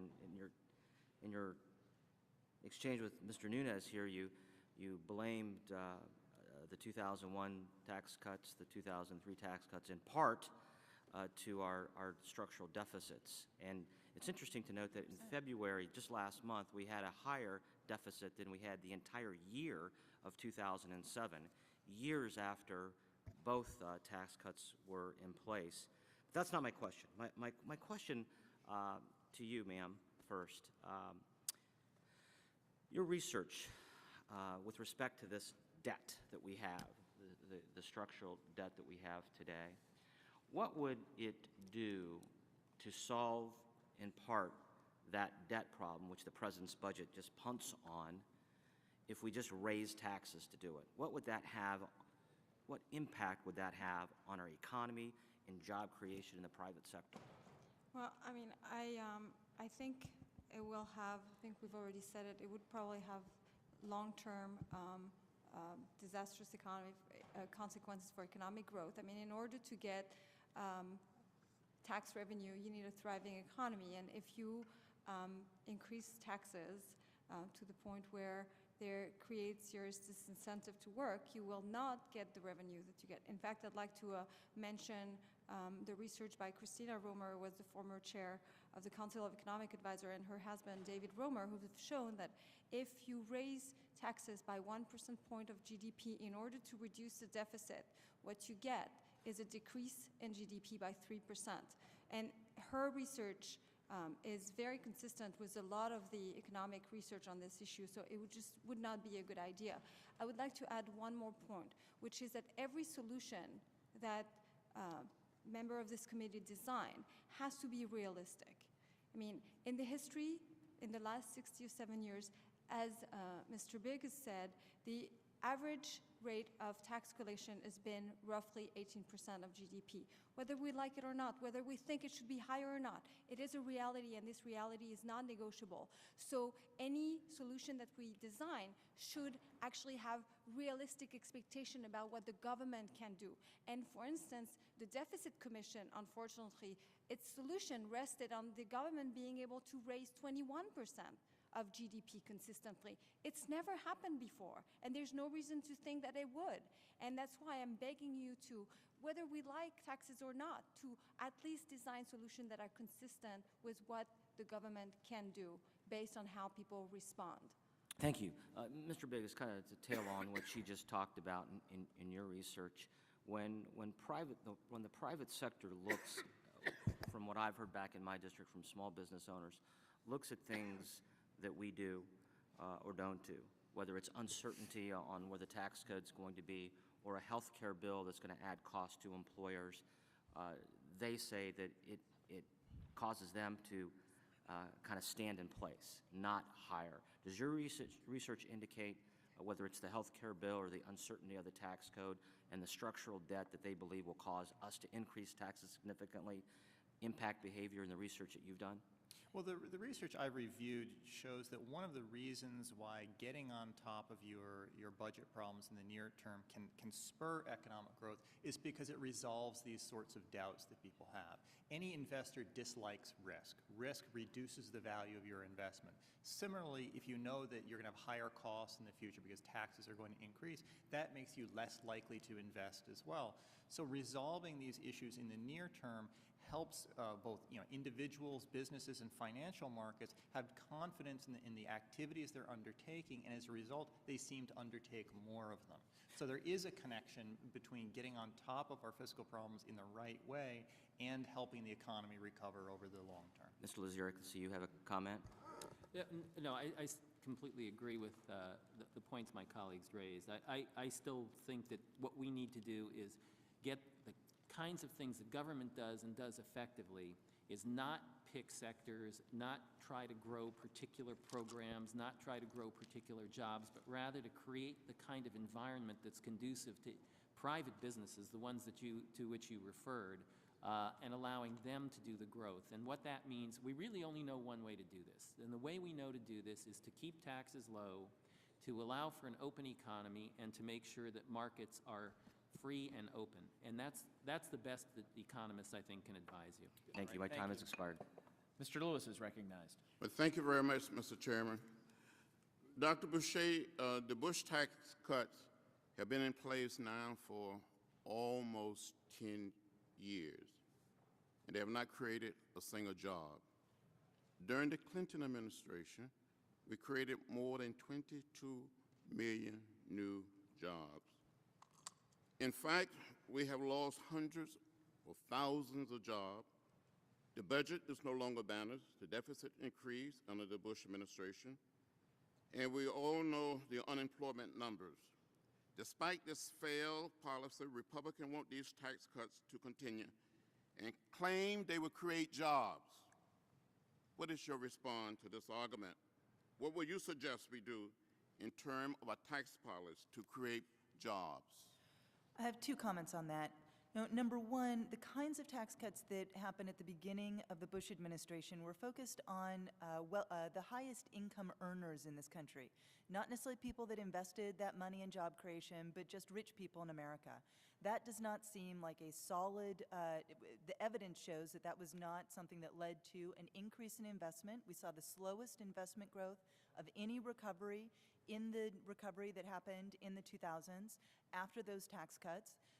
The logic was you give more rich people their money back, they were going to invest it and create jobs. Quite frankly, we know now that they didn't. At the same time, what you saw happening over the 2000s was a squeeze on the middle class. Again, that was the only economic recovery in the post-World War II period where middle-class families had less income at the end of it than they did at the prior peak before the recession in the early 2000s. That, again, is failure, and that, of course, is part of the economic stability picture that we've seen in the ensuing years. Families lost income. They put more people in the labor force. They took out more loans.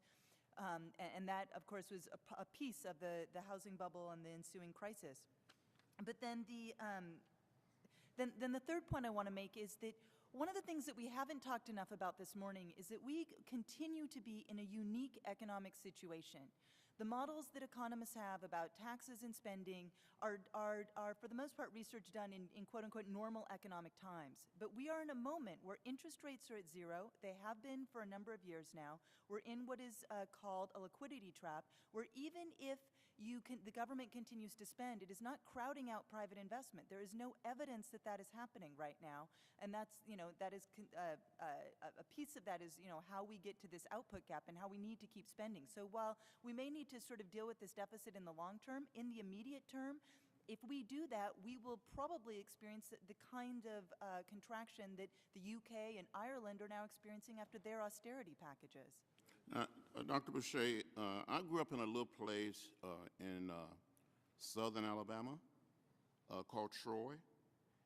And back then, a long time ago, when I was growing up and up until some years ago in Alabama and many other parts of our country, people could count on getting a solid, dependable job at one of the local plants or factory. But our economy has changed, now hasn't it, Dr. Boucher? Can you explain why cutting investment in education will only lead to worse unemployment? What effect will reducing investment in transportation have on our economy? How are goods and freight supposed to be moved across our country if we do not take care of our roads, our bridges? Definitely. I mean, we've seen a decline in the middle class for decades now, and it's, economists have tracked this polarization in the U.S. labor market with the growth in jobs at the low end, at the high end. But over the 2000s, we didn't even see the kinds of growth at the high end. You've really just seen a bottoming out of our labor market, and that's been hard on families.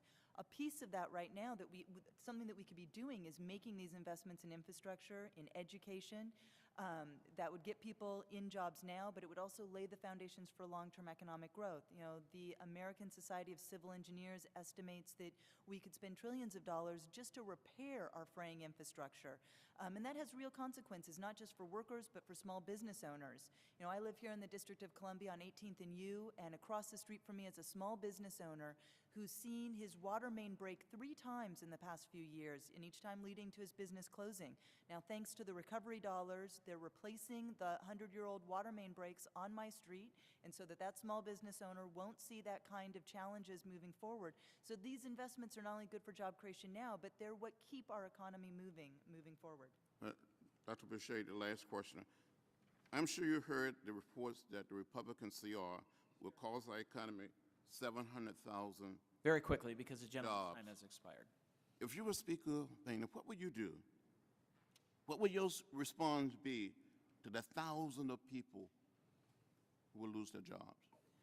I think I would encourage him to focus on job creation and building a strong middle class, and I would ask whether each of those items in the cuts he's making would actually accomplish those goals. And I think that the answer is many of them are not focused on that goal. Thank you. Mr. Davis is recognized. Thank you, Mr. Chairman. A recent report by the Committee for a Responsible Federal Budget suggests that one of the groups most likely to be hurt by massive debt are the poor.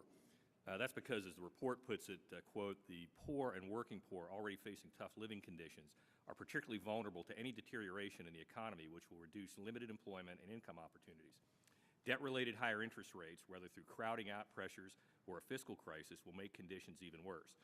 Chances are that the fiscal pressures and political battles will mean less safety net resources available. I'd like to ask the panel whether they agree with that view, and if we don't get the debt under control, who will suffer the most when it comes to undermining job creation, the rich, the middle class, or the poor? Who's the most at risk, and what are the lasting impacts? We can begin with Mr. Lazier.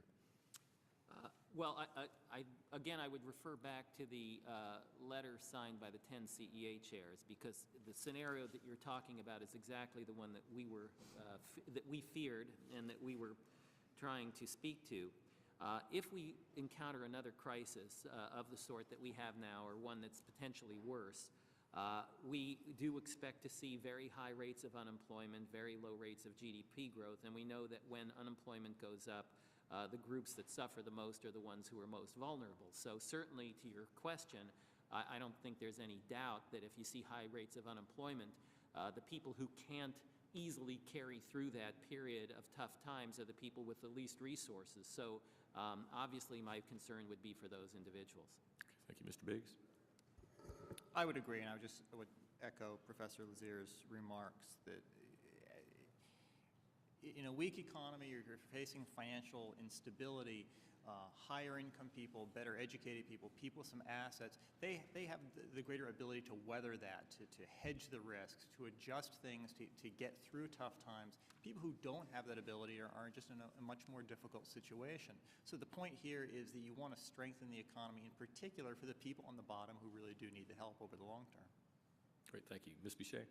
And we're already in a crisis for those families, and I agree with you that we should be focusing on them. What we need to be doing is focusing on getting them back to work now, and then once we do that, then we can deal with our long-term debt. We're sort of putting the cart before the horse. And again, I point to the situation in Ireland, for example, which bailed out its banks, did an austerity package, and now it's seen its bond rates double.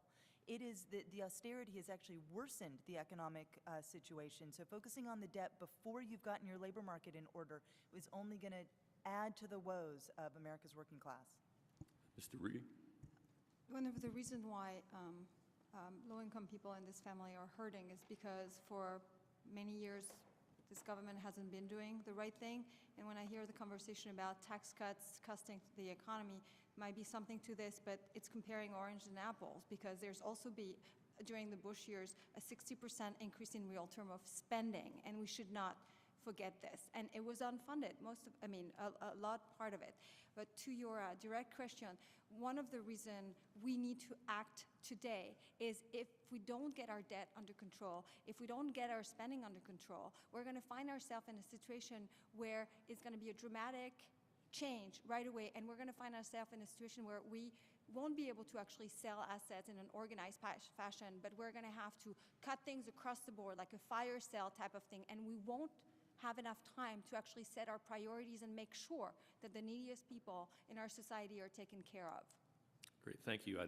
As a follow-up, when it comes to choosing between maintaining the status quo of out-of-control spending or protecting the opportunities for Americans to achieve self-sufficiency, I think it becomes obvious the debt needs to go. There's a direct correlation between increasing debt and reduced opportunities, particularly the unwillingness or pensiveness of employers to hire people or to create new jobs because of the economic uncertainty. Is there any additional collateral damage that will be caused by not addressing our debt issues that will impact those primarily the most in need? And we can start with you and go back across. Absolutely. I think we all agree that the most vulnerable people in society are poor people, and they are the one, paying the blunt of all the downturn of the economy. And again, I actually think a lot of one of the reasons why we need absolutely to reform Social Security today is so the program can actually be reverted to actually its original purpose, which is to take care of the neediest of society. And the problem is, like, if we don't do anything today, by the time the trust fund assets run out, this government's going to have to cut benefits. Social Security program is going to cut benefits across the board by 22%. And the people who are going to be hurt the most are low-income people. So yes, absolutely, we need to do things right now. All right, Thank you. Gentleman's time has expired. Mr. Neal's recognized. Thank you very much, Mr. Chairman. I want to thank Professor Lazier for saying that it was a good idea today to retrace our footsteps. Do you think, in retrospect, Professor, that it was a good idea to cut taxes by $2.3 trillion and invade Iraq? I'm sorry? Yeah, I don't think that question could be any more clear. No, I just didn't hear the last three words. Do you think, in retrospect, Did you say, and invade Iraq? I'm sorry. To cut taxes by $2.3 trillion and invade Iraq? And invade Iraq, I'm sorry. Well, I certainly won't speak to the invasion of Iraq. That's outside my area of expertise. That's where the money's gone. Well, no, sir, it has... $250 billion annually we're being asked to come up with, and it's all borrowed money. I understand that, sir, but again, if you look at the spending pattern during the Bush administration, what you will see is that spending averaged 19.6% of GDP. You come back to those numbers. I'm asking you a policy question, Professor. Relative to any recent president. So that doesn't mean that there aren't things that we could do that would improve. Were you in the room when Paul O'Neill, the Secretary of the Treasury? I'm sorry? Were you in the room when Paul O'Neill, the Secretary of the Treasury? You weren't there. Are you familiar with Lawrence Lindsay? I didn't overlap with Lawrence Lindsay. Do you accept now, in retrospect, his recommendation that we should have budgeted substantially greater dollars for the invasion of Iraq?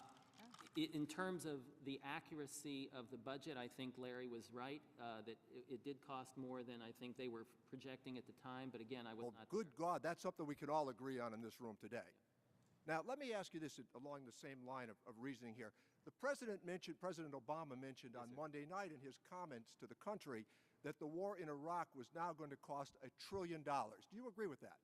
I haven't tallied up the exact numbers, so I can't testify to that right now. Do you want to take a wild guess? That's frequently what economists do. I'd prefer not to. Do you agree with this following statement, that because of our VA system for the next 40 or 50 years, for those young men and women who have saved and served us honorably, that they're going to be in need of a substantial amount of increased dollars for their health care? I certainly think that we should take care of those who have served this country and take care of them well. Absolutely, sir. What's interesting about the commentary from our panelists today is Ms. Roget, she is, I think, a similar mind to you on many of the policies here, but she's intellectually honest about what happened during the Bush years with spending. You haven't mentioned that. I thought I did. I thought I gave you the exact numbers, sir. Do you think that spending got out of hand during the Bush years? I thought I just told you. I stand by my statement. Why don't you say it again? The statement is, during the Bush years, the average spend to GDP ratio was 19.6%. All right, let me come back to make perhaps more simple statement. Are you arguing this morning that there was greater economic success during the Bush years than there was during the Clinton years? I didn't say that. I hope you didn't. What I said was the economy certainly was doing very well during the period of 2006, 2007. We had 4.4% unemployment. Those were very good times for the economy. We hit, obviously, one of the toughest financial situations we've had in this country in many, many years. It needs to be acknowledged that TARP took place in October of 2008. Correct. Who was the president then? President Bush. Okay, that's a very important consideration as you lay out these dates. Now, are you suggesting to me that on January 19th, 2001, that the economy was ailing? On January 19th, 2001? Absolutely. The economy was ailing? Absolutely. We were in the beginning of the dot-com crash. Let me take you back to this. Do you think that it's accurate, as Mr. Lewis has pointed out, that there were 22 million jobs created during the Clinton years? I understand that, but your question was the economy ailing in 2001? It certainly was ailing. We were going into a recession. We were going into the recession that started the Bush administration. We had just... The Economist, the Wall Street Journal says today that the economy began to tank in 2007. Negative quarters of GDP growth. In 2000, we had 2 negative quarters of GDP growth. We were going into a recession. This is the difficulty with witnesses coming here like this. I gave you some very basic numbers, and you were evasive on them. And Ms. Roget, she was not evasive on those numbers. She was very clear. She said spending got out of control during the Bush years. Sir, I'm trying to answer your questions honestly. I'm happy to do that. Pose a question. I gave you, you said, do I think that we were in trouble in January of 2001? And I said, absolutely. That's an honest answer. We were going into a recession. The data are clear on that. We had 2 negative quarters prior to that. I'm going to close on the statement with which I opened. Do you think it was a good idea in retrospect to cut taxes by $2.3 trillion and invade Iraq? I think that the Bush tax cuts of 2003 were absolutely a good idea. The investment tax credits stimulated investment, got the economy going again. All right. Thank you, Mr. Chairman. Thank you. Mr. Reichert's recognized. Thank you, Mr. Chairman. And thank you all for being here today, experiencing this pleasant discussion. So I have a simple question. First for Dr. Lazier. The administration has stated that we will reach the statutory debt limit sometime this spring. The current limit is $14.2 trillion, or nearly equal to the value of every good and service produced in the United States. How do you think the financial markets and the broader economy would react if Congress simply increased the debt limit and there was no credible commitment or action taken in addressing our current our fiscal crisis?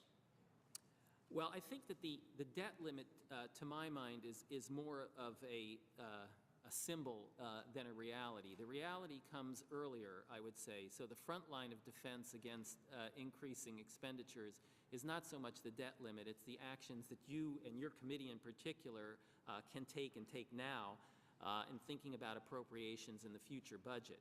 So I would actually urge action at an earlier stage rather than at the debt limit stage. I think that's really where the action has to be had in order to make a credible commitment to reducing future spending. I believe that that's where you're headed. I think that's where you're trying to go. But I'm not convinced that simply dealing with the debt limit would be an effective mechanism at this point. Anyone else on the panel care to comment? I agree with Professor Lazier. I guess I think the symbolism of things like the debt limit matter.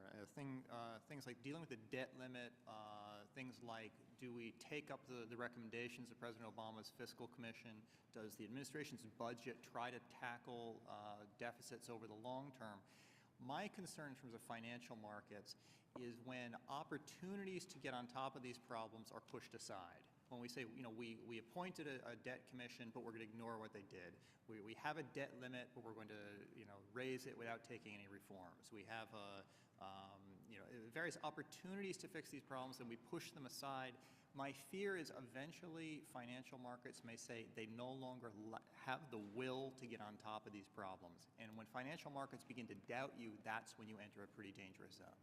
If I can add something, I agree. I think this is a sign of where we stand with our reputation abroad. I think there's a lot of talk about how the bond market would get rattled if we don't increase the debt limit, but I actually think that if we increase the debt limit and then either with the debt limit legislation, which is not necessarily the right place to do it, but also later, if we increase the debt limit without signaling that we are going to be seriously committed to changing the path on which we stand, it will rattle the bond market too. And this is one of the signs that the U.S. is really at the cusp of a very, potentially very grave situation where do or don't, you're damned. Thank you. Dr. Boucher, did you want to comment on that? Certainly, thank you. I agree that this is the debt limit is an opportunity for us to have this conversation about our getting our long-term fiscal house in order. However, in the short term, we need to be cognizant of the reality of our economic situation, that we do need to continue to keep spending to help boost job creation, and we don't want to be cutting back on making the investments in long-term economic growth. So in the short term, that is a very important thing to do, to increase the debt limit. Over the long term, we do need to have a plan in terms of raising taxes and addressing the spending moving over the long term. Let me ask one more question real quick. At the end of 2008, our country had a total debt of $10.7 trillion. It's now $14.2 trillion, 32% increase in a little over 2 years. And due to our current and projected spending levels, no one expects this debt level to decrease. In fact, the President has submitted a $3.6 trillion budget. Revenue projections have been $2.6 trillion. So we're $1 trillion in debt going into 2012. If I understood Dr. Boucher correctly, she agrees with this sort of math because it's a job creator. Dr. Lazar, what do you think about another $1 trillion debt added to our country's deficit in coming 2012 as it relates to job creation? Well, I guess I have a different view from Dr. Boucher's. I was never a firm believer that the stimulus programs did much to increase jobs, and as a result, I don't think that cutting expenditures right now would have much of a negative impact on jobs. So my concern is really for the longer run, and I think that if we do add another $1 trillion to the deficit and then to the debt, we're talking about approaching numbers that are really going to have a significant detrimental effect on economic growth and on our long-term ability to borrow. All right, thank you. The gentleman's time has expired. Mr. Becerra is recognized. Thank you, Mr. Chairman, and thank you to all the witnesses for your testimony. We've been talking quite a bit about debt, long-term, the existing deficits, and how we want to get all that under control. And interspersed in this conversation is how we get ourselves back on track. What I keep hearing is the more we do private sector investment, the more we see productivity increases for our workers, the better things will be. Sounds like at the end of the day what we're saying is the more we create jobs for Americans to take, the better off we'll be. The more Americans can go to work, the more they can pay their fair share of taxes. And if we pay our fair share of taxes, our revenues will increase so we can cover some of our investments in education and defense and the rest. So it seems to me the more we have this conversation, the more we should talk about the fact that the worst deficit we face is the jobs deficit, is how we put those 14 million Americans who are still looking for work back into a good-paying job. And so when you see that during the Bush recession we lost 8 million jobs, and when you see that we had to turn around a situation where economically we were hemorrhaging close to 750,000 jobs per month. That was the case in January 2009 when George Bush handed the keys over to Barack Obama. Now that we're gaining jobs, and last month close to 250,000 new jobs, that's all great, but we have to still continue to do more. But as you talk about making cuts to our federal investments, I think some of us are concerned that we're not really targeting the main contributors to these massive deficits. I have a chart on the screen that pulled together what the biggest contributors have been over the last decade or so toward our deficits, incoming deficits. And obviously the biggest is, as we would expect, the recession, naturally occurring at times that we have the cycles and the down cycle. Obviously, the cycle contributes quite a bit, but we also see that the Bush tax cuts from 2001 and 2003, if you continue to extend them forward, you can see the size of the contribution to the deficit that we get from those Bush tax cuts. You see there, the discussion has it centered a bit on the two wars that have not been paid for as well. You could see the other things that help contribute to these massive deficits. I'm wondering if I could ask those of you who are here, if we were to make cuts and if we were to make investments, would it be wise to target the principal causes of our deficits before you start making cuts to investments to our kids, to our seniors, to our workers, and to our veterans?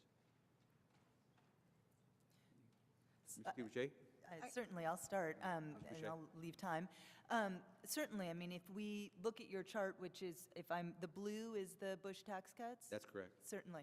I mean, certainly, if we want to think about you're asking us to think about what our national priorities are, and you're sort of forcing us to say, or you're forcing us to think about the role of job creation and investment in those priorities and how the federal budget actually represents those. It doesn't seem to me that tax cuts for the wealthiest that did not lead to strong investment or employment or gains for the middle class should be a national priority over job creation and building a strong middle class. Yet the kinds of things that are being cut in H.R. 1 are those very investments that middle class and working class families can't buy out of. They can't send their kids to private school because they can't afford it. They can't, we need food safety. We need bridges and transportation, all the things that are going to be cut in this piece of legislation. So I think that is the right priority and what we should be thinking Well, you mentioned H.R. 1, which is the Republican budget bill for 2011, the continuing resolution. That bill, H.R. 1, makes a cut of $1.1 billion to Head Start, which would leave 200,000 children without a Head Start program to attend as they get ready to go on to kindergarten. It would also probably lead to pink slips for about 55,000 Head Start teachers. That doesn't seem to me like a way to make investments for people who are currently working, teaching our children in Head Start programs who would ultimately be fired. Does that, Ms. Boucher, sound like a way to reduce our deficit the smart way? Certainly not. It's kind of cutting up our nose to spite our face. We need to be making those investments in education and in teaching America's children. We also need to make sure that those people that have jobs can keep them.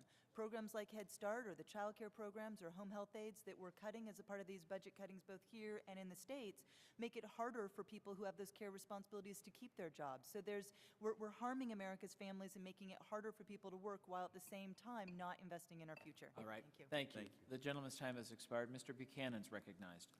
Thank you, Mr. Chairman, and I want to thank our panelists today for being here. A couple of questions. One is, our debt's at $14 trillion, and you don't have to project far down the road. We're going to be at $20 trillion. Money's almost historically free today. Cost of money, I think the interest debt is maybe a couple $100 billion. But if you got a normal rate, 4 or 5%, you're looking at $1 trillion a year in interest before you pay anybody anything in the very near future, say 5, 7 years. Pick a time frame, but they're projecting $1 trillion deficits. When I was in Tampa last week talking with business people, that's one of the things, the reason we're not getting the job creation is because of the uncertainty around our debt and deficits and looking forward and Washington's inability to deal with it. So I guess, Mr. Lassier, what's your thought? first off, on $1 trillion a year in interest, which could be very quickly down the road in the next 5 to 7 years, and then the uncertainty that's created by that possibility and where we're at today. So I guess it's a two-point question. Yeah, I think, thank you, Congressman. I think it's an excellent question. The point about interest rates going up, I think, is an important one. I think Dr. Boucher referred earlier to the liquidity trap, the fact that we are at low interest rates today. Low, by the way, for the short term, not necessarily so low at the longer term. But absolutely true, and I think most people do expect that we will not see these interest rates being sustained into the long run, that we do expect the kinds of changes that you're talking about, which will place additional burdens on the budget. I guess my concern, you mentioned the word uncertainty, and one of your colleagues did as well. My concern is actually not the uncertainty. My concern is the certainty of the deficit and this high debt problem that we have now.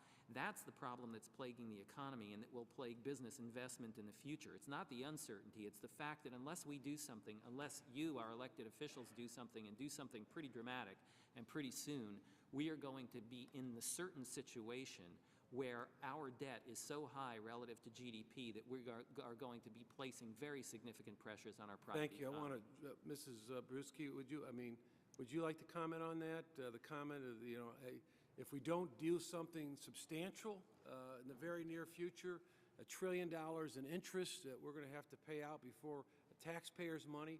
I mean, and I can just tell you, talking with people, a lot of business people, there's healthcare issues they're concerned about and cost of hiring an employee, but also the uncertainty with spending and debt is very real. And I've been in business for 30 years, and I can tell you, it's not comfortable, but I'd like to get your thoughts on it. Certainly, certainly. I think that one of the things, I think I want to make 3 points. One is that every month the National Federation of Independent Businesses comes out with a survey and they ask small business owners what they're worried about. And month after month they do say sales. They're worried about customers coming in through their doors. And I think that one of the big uncertainties that has hit people really hard is that people didn't expect this financial crisis to happen. They didn't expect the devastation that we've seen in our economy. Are we taking the steps now to make sure that doesn't happen again? Are we moving forward? And so I think that there certainly is uncertainty, certainly about that and what Congress will do. But I think I want to reiterate, in the short term, we do need to make sure that we get people back to work. That is the foundation of having a strong economy. We need customers, we need people in jobs. Let me mention, getting people back to work is for us as leaders to deal with this issue in a real way on a bipartisan basis. Let me go to my next question because it's a thing, I haven't been here 30 years, but been here 4, but one of the things that concerns me is, and people like to talk about Bush, Obama, Clinton, but if you look back over 50 years, the Democrats and the Republicans have only balanced the budget 5, 6 times in the last 50 years, so there's plenty of blame to go around. You can come up with whatever rationale you want to come up with. I was here when the Democrats came up with PAYGO. I voted for it. When they had the commission on looking at the debt and deficit, I applauded that. I think it's a great opportunity. But again, we talk about it, but we don't do anything.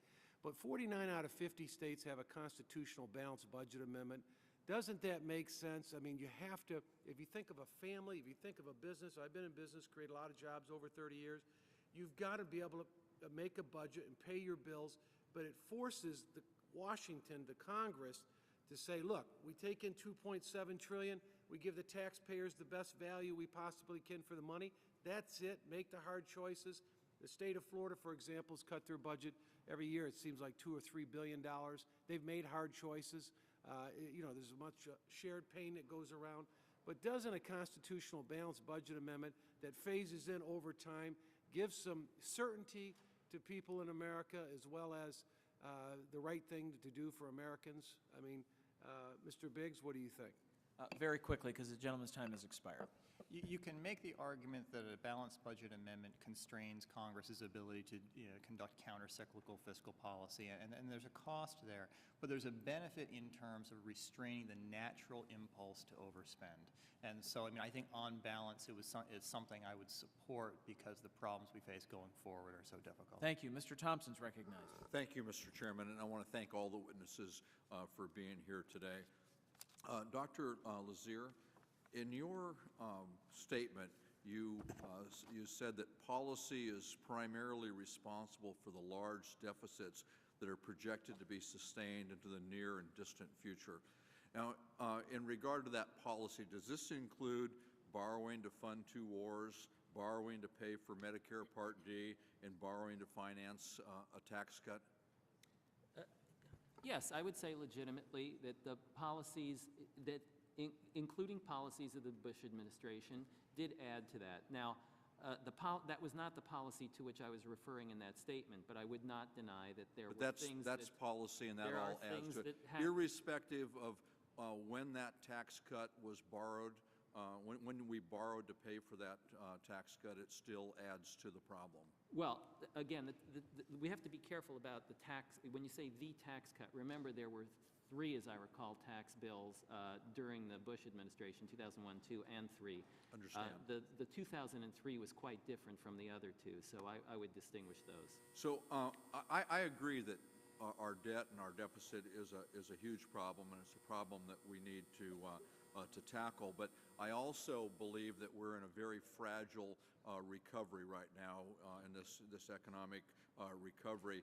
And do you agree that with Senator Simpson and Erskine Bowles, who co-chair the Debt Commission, that we really need to be careful here, and this is something that we need to tackle, but we need to do it in a way that doesn't disrupt this fragile recovery? Well, I agree that we need to do it in a way that doesn't disrupt the fragile economy, no question about it.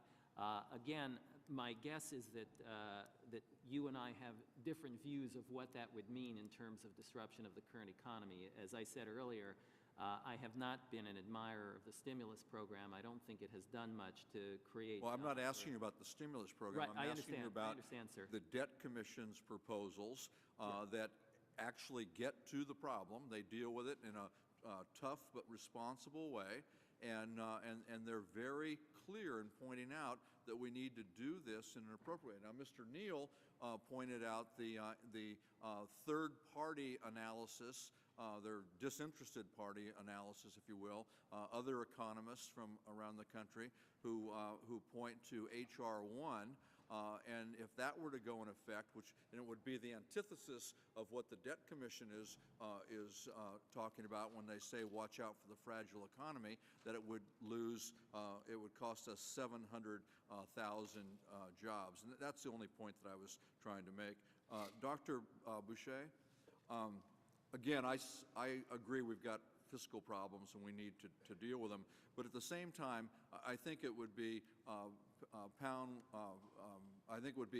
penny wise and pound foolish, or whatever that is, if we ignored appropriate government responsibilities and appropriate investments. And one of the areas where I think we're really, really lacking is in infrastructure, because bad and unsafe roads, bridges, rail lines, overpasses, or harbors, I believe, is in fact a tax on American businesses.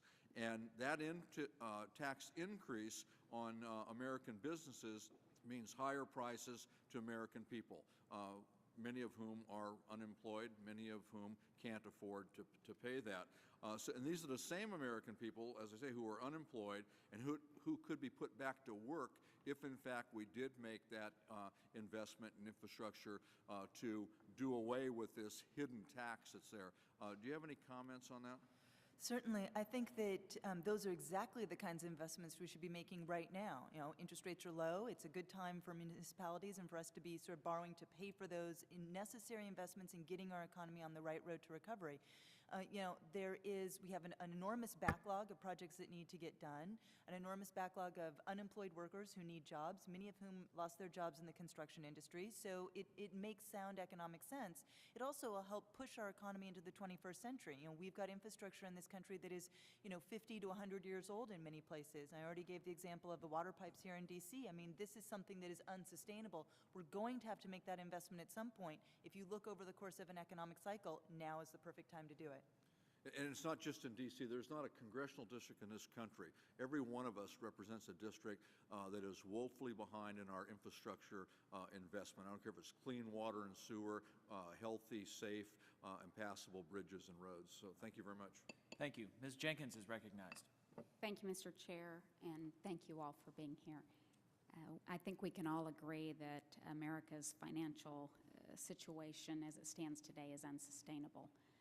Yet the President sent Congress a $3.7 trillion budget proposal with a record $1.6 trillion deficit that continues a very aggressive agenda of more government spending, more taxes, more deficits, and more debt.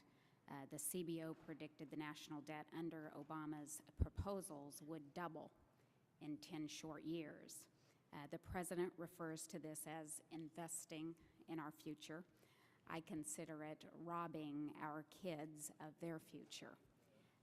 I think Dr. Boucher has made her position well known this morning, agreeing with the President that it's an investment, but I would like the other panel members to comment on how you would characterize a proposal that doubles our national debt in this budget window. Do you want to start? Well, I think that, I would fully acknowledge that President Obama entered office in a very difficult economic time, just as President Bush entered office in a difficult time. The thing that worries me about the administration's budget proposal is the lack of ambition over the medium and the long term. That you would like to think they could say, well, we have large deficits today because of the economy, but over 10 years we're going to bring ourselves back to balance. Their argument is, well, we'll go through a down payment, which is we'll bring ourselves back to primary balance, which is a lower standard. The CBO scoring of the budget proposal says they come on their best year about $175 billion short of that. So in an answer I made to an earlier question is, lost opportunities are the sorts of things that give people doubt about our willpower to get on top of these problems. We have certain opportunities handed to us where we can stand up and say, yes, we are willing to make these difficult decisions. Each time we pass is another opportunity for people to say they're not serious about this.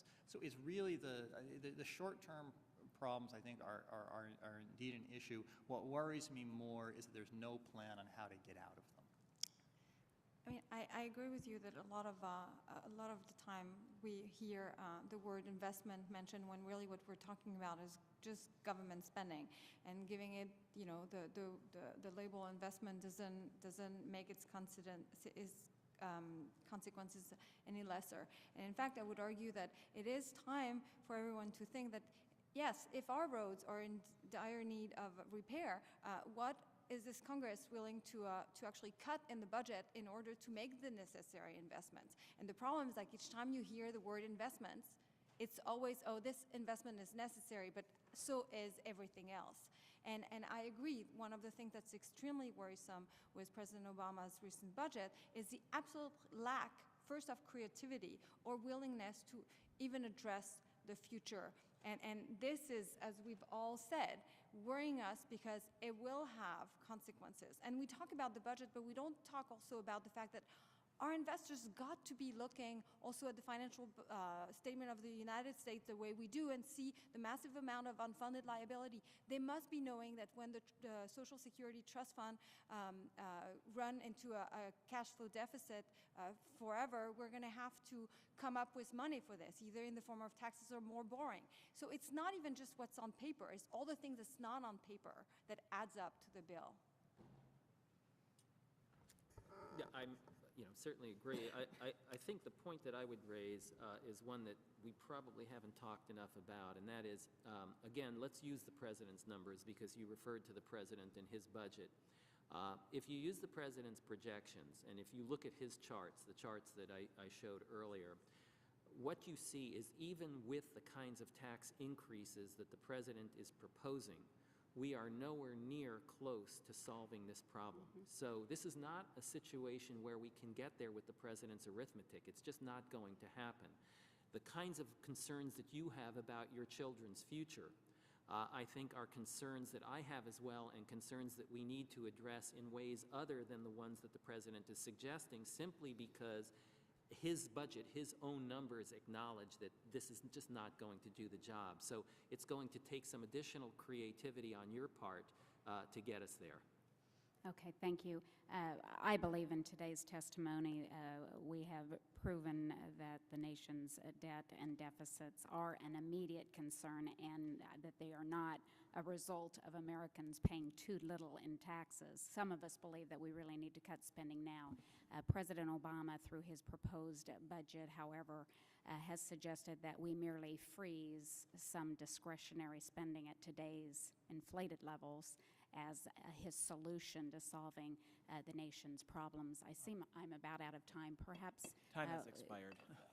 All right, Mr. Pascrell is recognized for 5 minutes. Thank you, Mr. Chairman. It's good to be here to listen to a lot of things that have been repeated and repeated. I'd like to jump right into the questions. I know I only have 5 minutes, but there's always time. Mr. Biggs, you were Associate Director of the National Economic Council to the White House in 2005. In your testimony before the committee today, and I respect your academia, I respect your research ability, but I have to ask you this question. Use the word gradual. These things sneak up on us. They don't happen usually overnight. They don't happen all at once.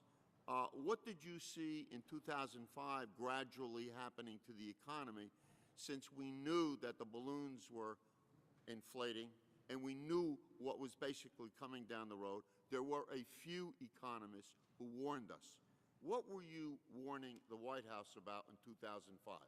My time at the National Economic Council in 2005 was focusing on Social Security reform, which is a period in which President Bush proposed to reduce the rate of growth of benefits over the long term for medium and high income retirees while protecting benefits for low income individuals who need those benefits the most.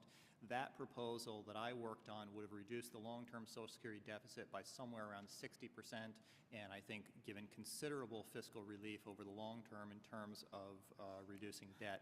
That was the issue that I focused on at the time. I was not there giving general economic advice to the President. But in order to give specific advice, you'd have to see the clouds coming.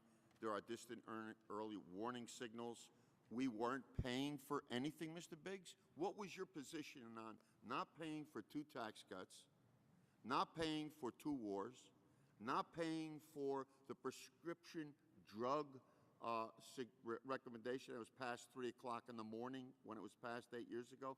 What were your recommendations about those things? I did not make any recommendations on those things. I believe most of them took place prior to the time I was at the NEC, so it's not something I made any recommendations on at all. Thank you. Ms. Derugi, am I pronouncing the name correctly? Yeah. Thank you. The debt versus the gross domestic product, you talked about that. You said it was the highest in 2011. Did you not? Well, I mean, since the Second World War, right? It was the highest was in 1947. Yeah, I said since. Well, in the recent- debt versus recent the years. gross domestic product. Yeah. In 2008, it was already 82% under President Bush. It was 56% under President Clinton. So I want us to try to, in some manner, shape, or form, get out of this amnesia we have about those 8 years. I think there is really systemic amnesia about what happened between 2001 and 2008. We know, for instance, that revenues as a percent of the gross domestic product in 2000 were 20.6%. In 2010, were 14.9%, are projected by CBO to be 20.8%, and between 2012 and 2021 rather, 19 and 9%. So we're talking about paying off our debt. It's a very serious problem. I think you all enunciated it quite well. But we must remember what happened compared to what happened in the 90s or what happened in the 8 years preceding Clinton's administration. we created in the 90s 27 million jobs. That is a fact. You're entitled to your opinions, but you are not entitled to your own facts. Now, what we did in 2001 and 2003 was to cut taxes. That's clear. We know what the record is. I'm entitled to my own opinion, but I'm not entitled to Pascrell's facts. These are the facts. And if you look at the jobs that continued and went down from that period of time, cutting taxes automatically produces jobs? No, they don't.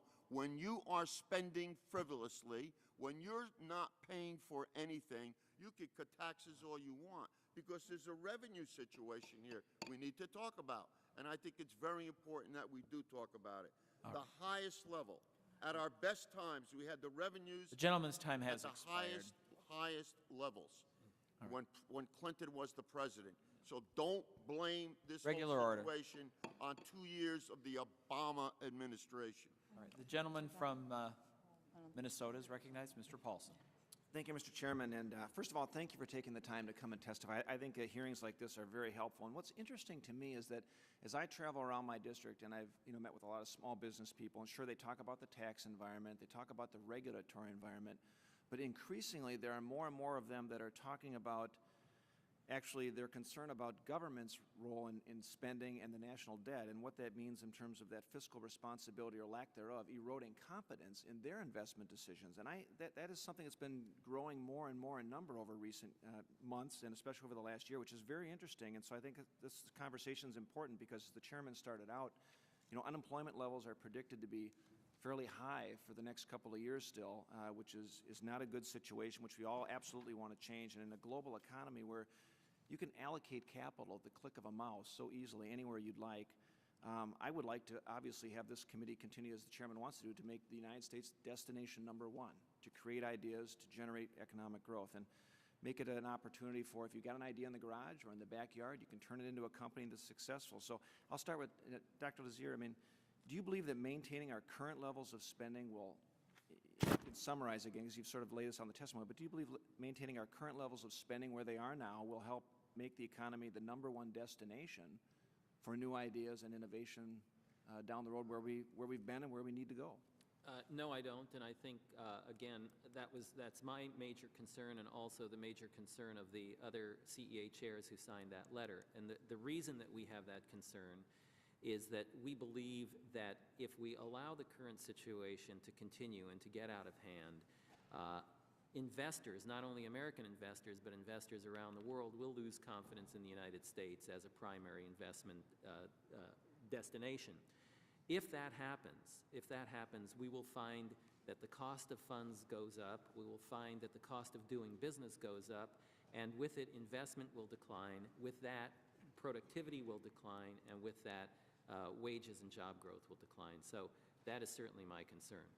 And Mr. Briggs, maybe you can just elaborate too, because you cited studies that suggest that cutting spending versus raising taxes in terms of rehabilitating the country's economy or their budget situation, because some countries have approached a balanced approach from raising taxes. But looking at that proposition through the innovation lens, which option, cutting spending or actually raising taxes as a part of the equation, might be more beneficial to those who have new ideas to create companies or create jobs?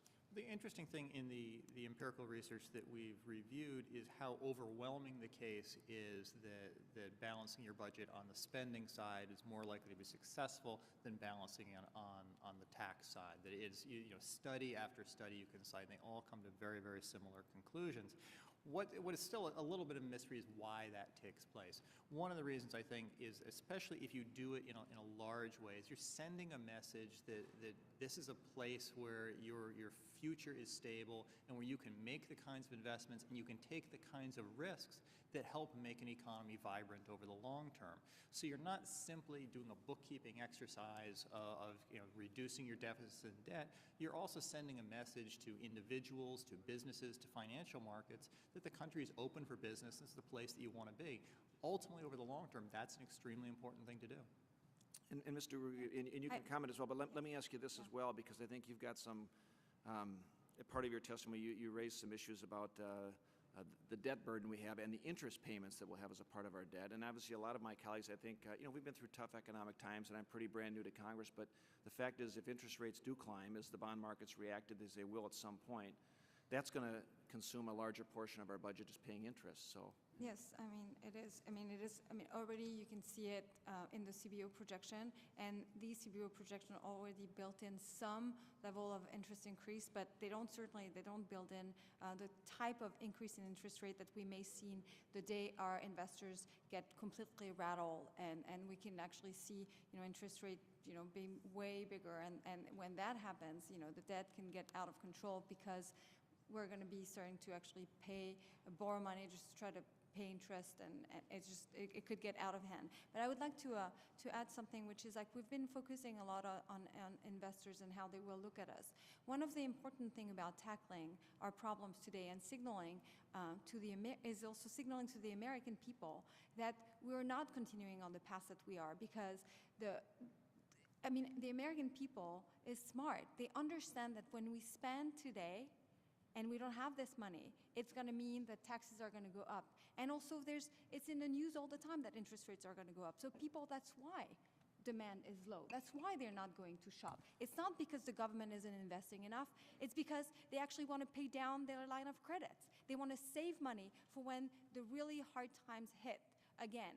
And I think it is important to understand that the more government spends, or at least not change its path, the more it paralyzes investors and the American people, business owners, and potential shoppers. Time has expired. Mr. Larson's recognized.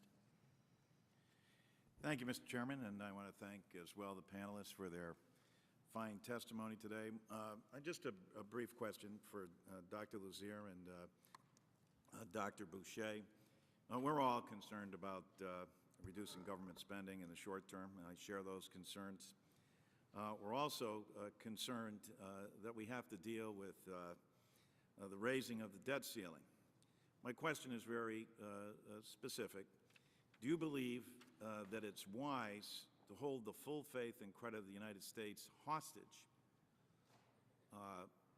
to deep cuts in order to deal with the issue of raising the debt ceiling?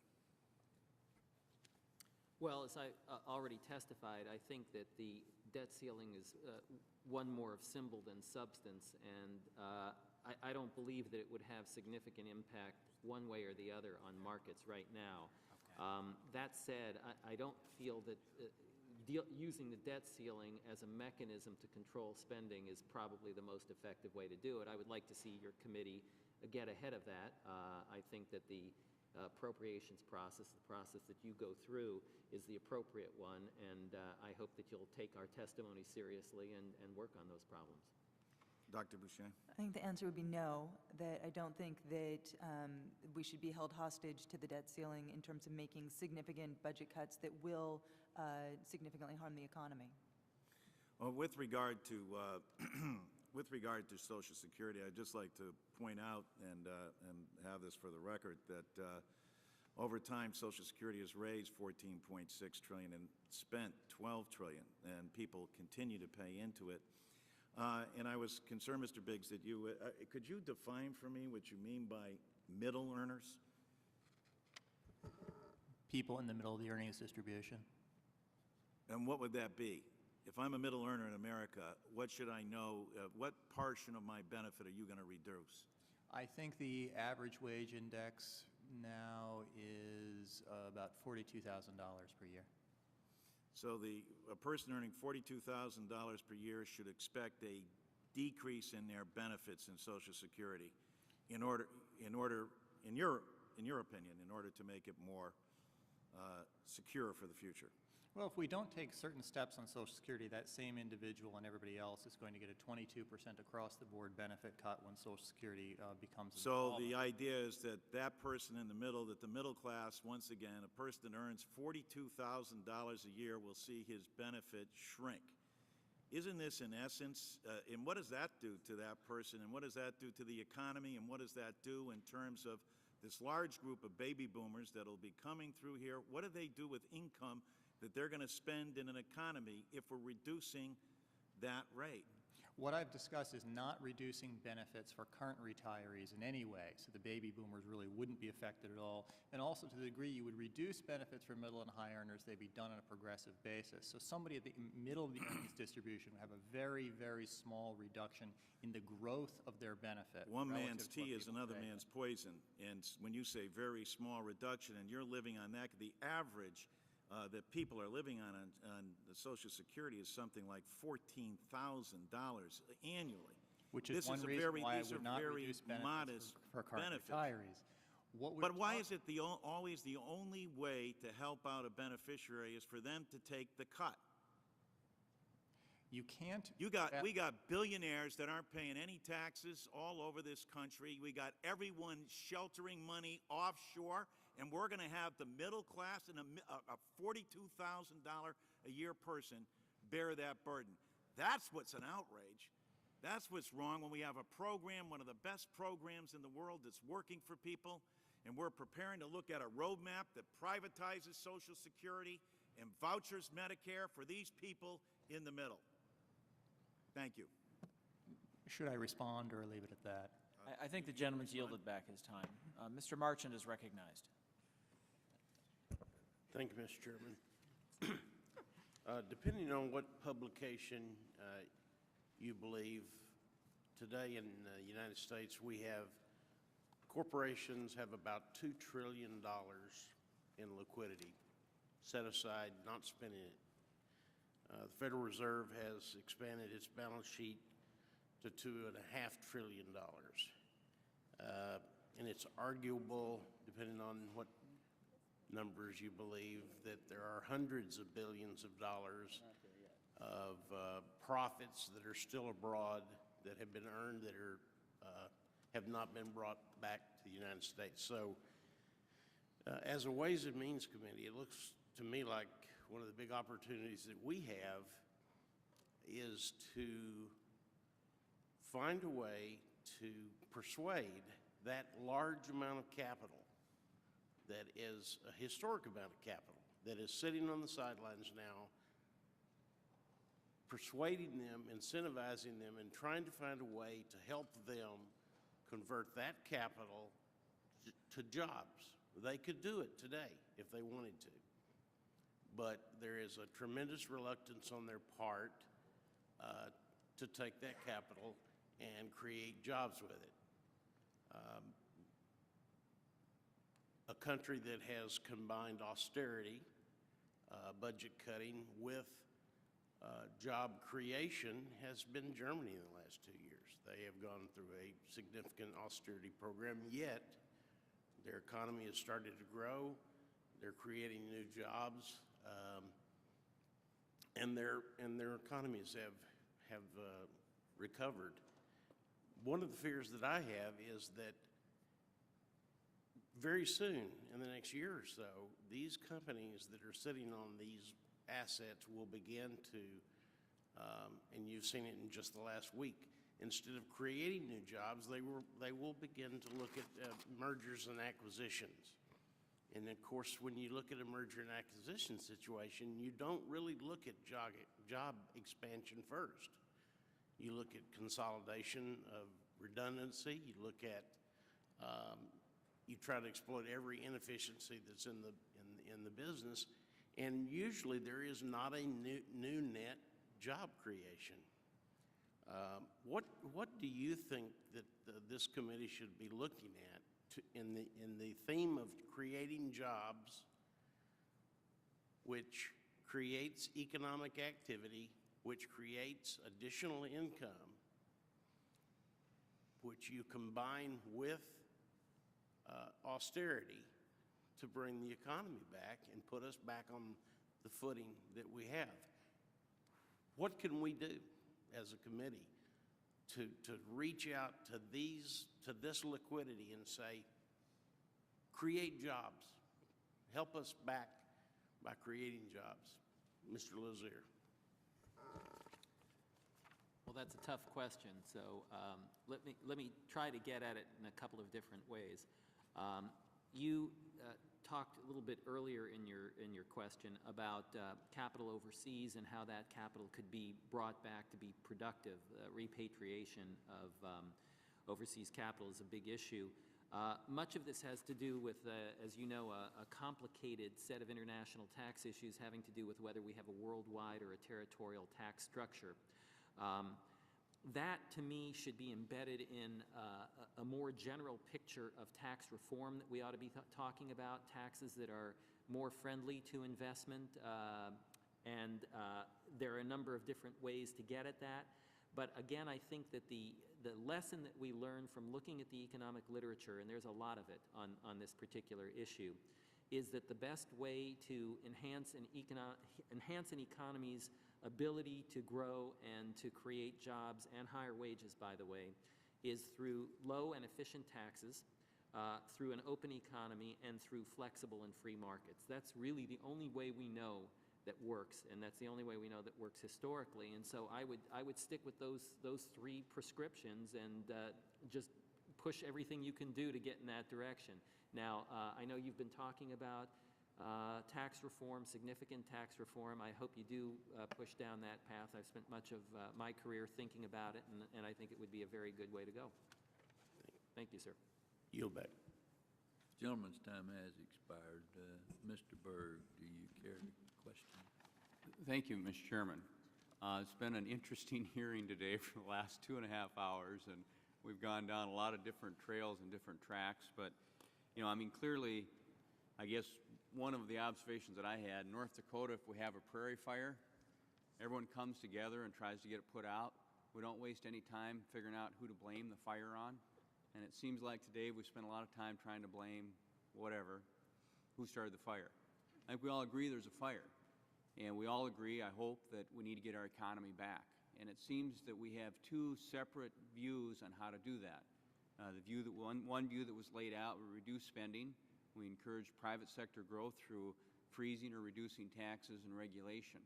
And I'm not quite clear on what the other alternative is, but it appears the other alternative would be not to reduce spending, possibly increase spending, possibly increase taxes, maybe increase some borrowing, which again, from my perspective, that was something we did, you know, last year.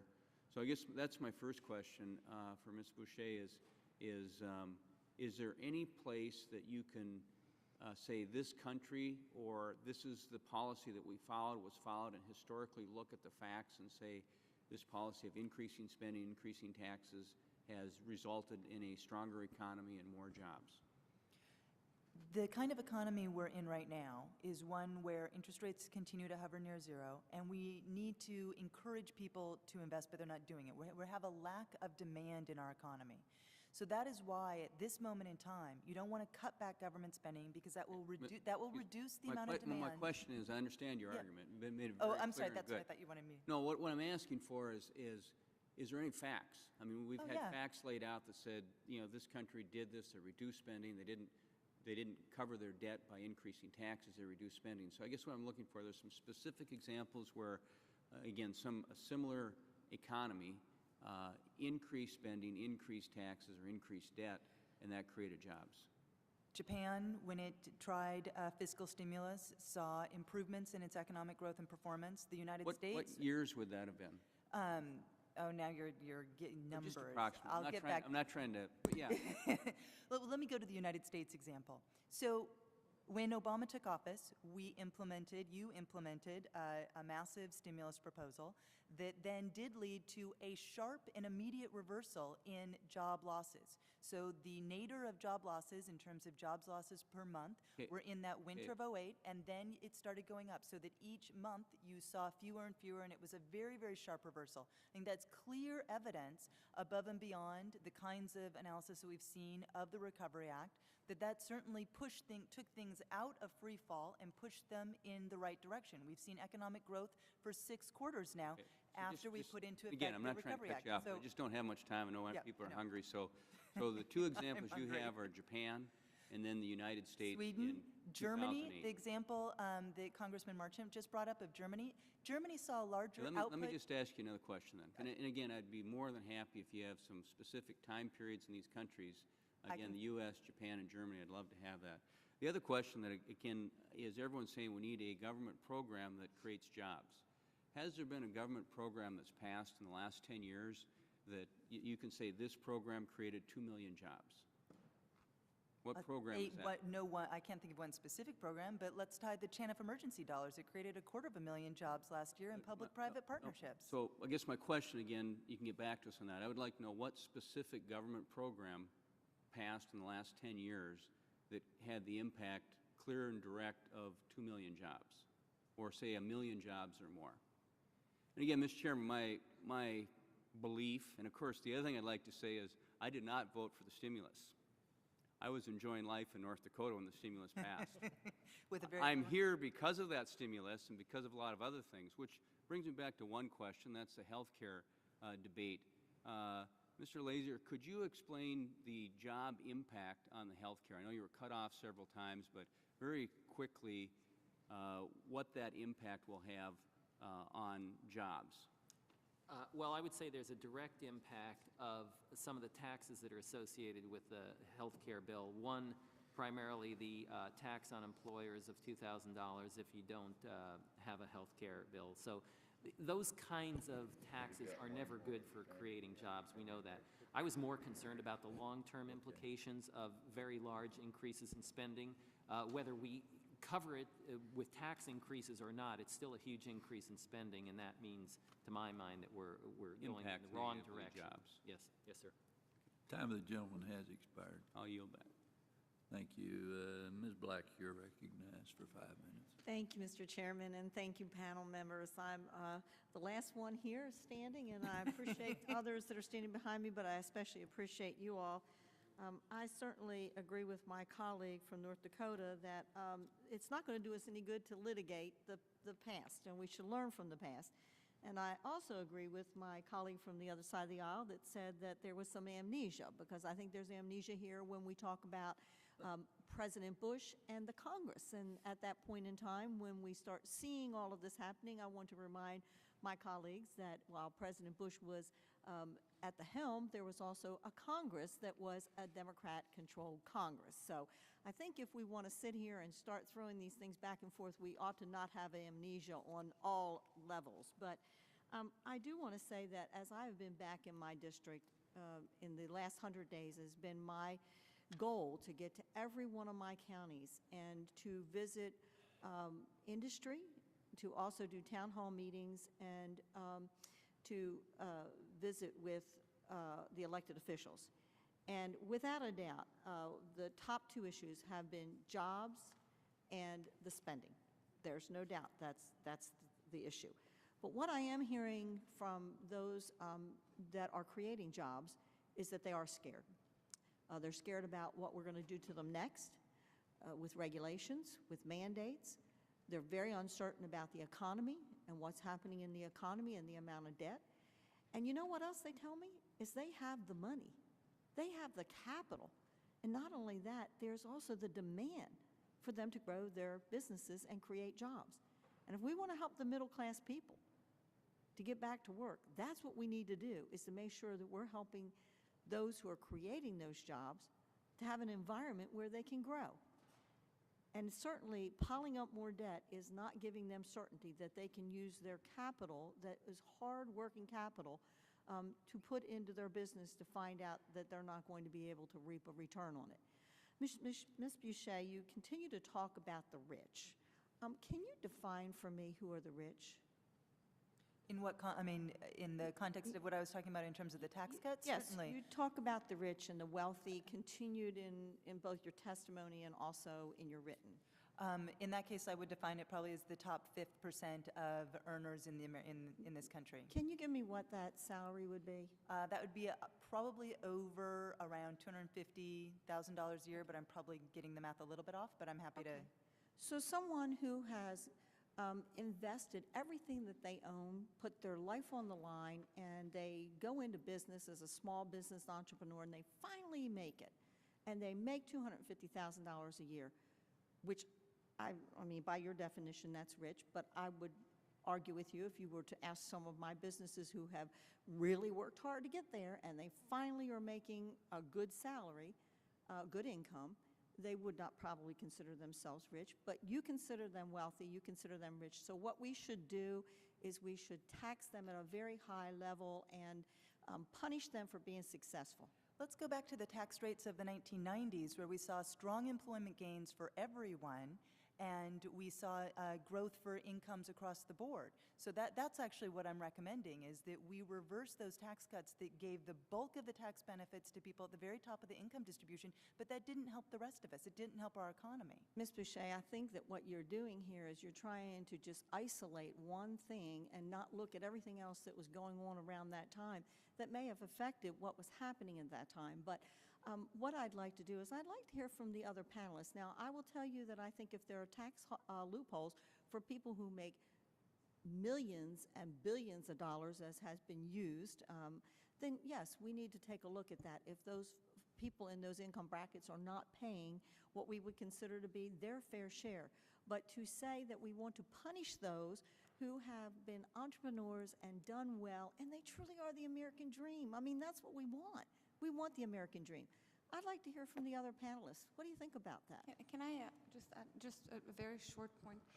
Is the fact that we always talk about the 90s and how it was great, and how and it's always used by the other side by saying, look, marginal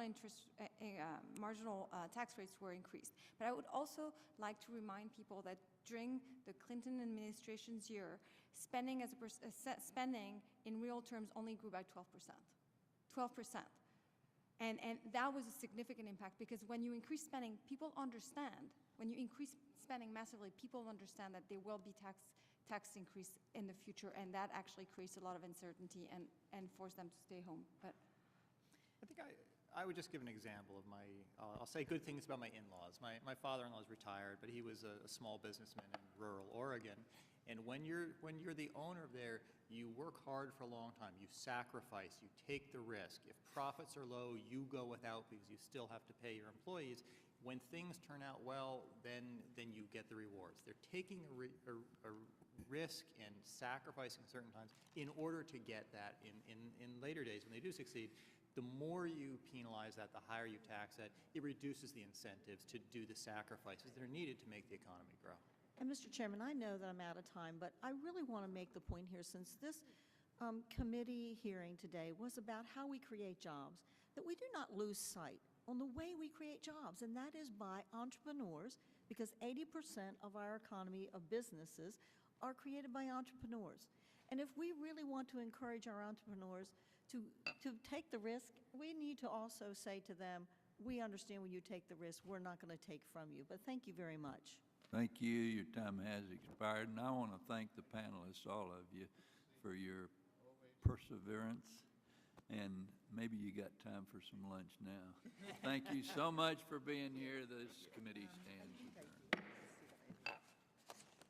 Well, I'll find you on their website.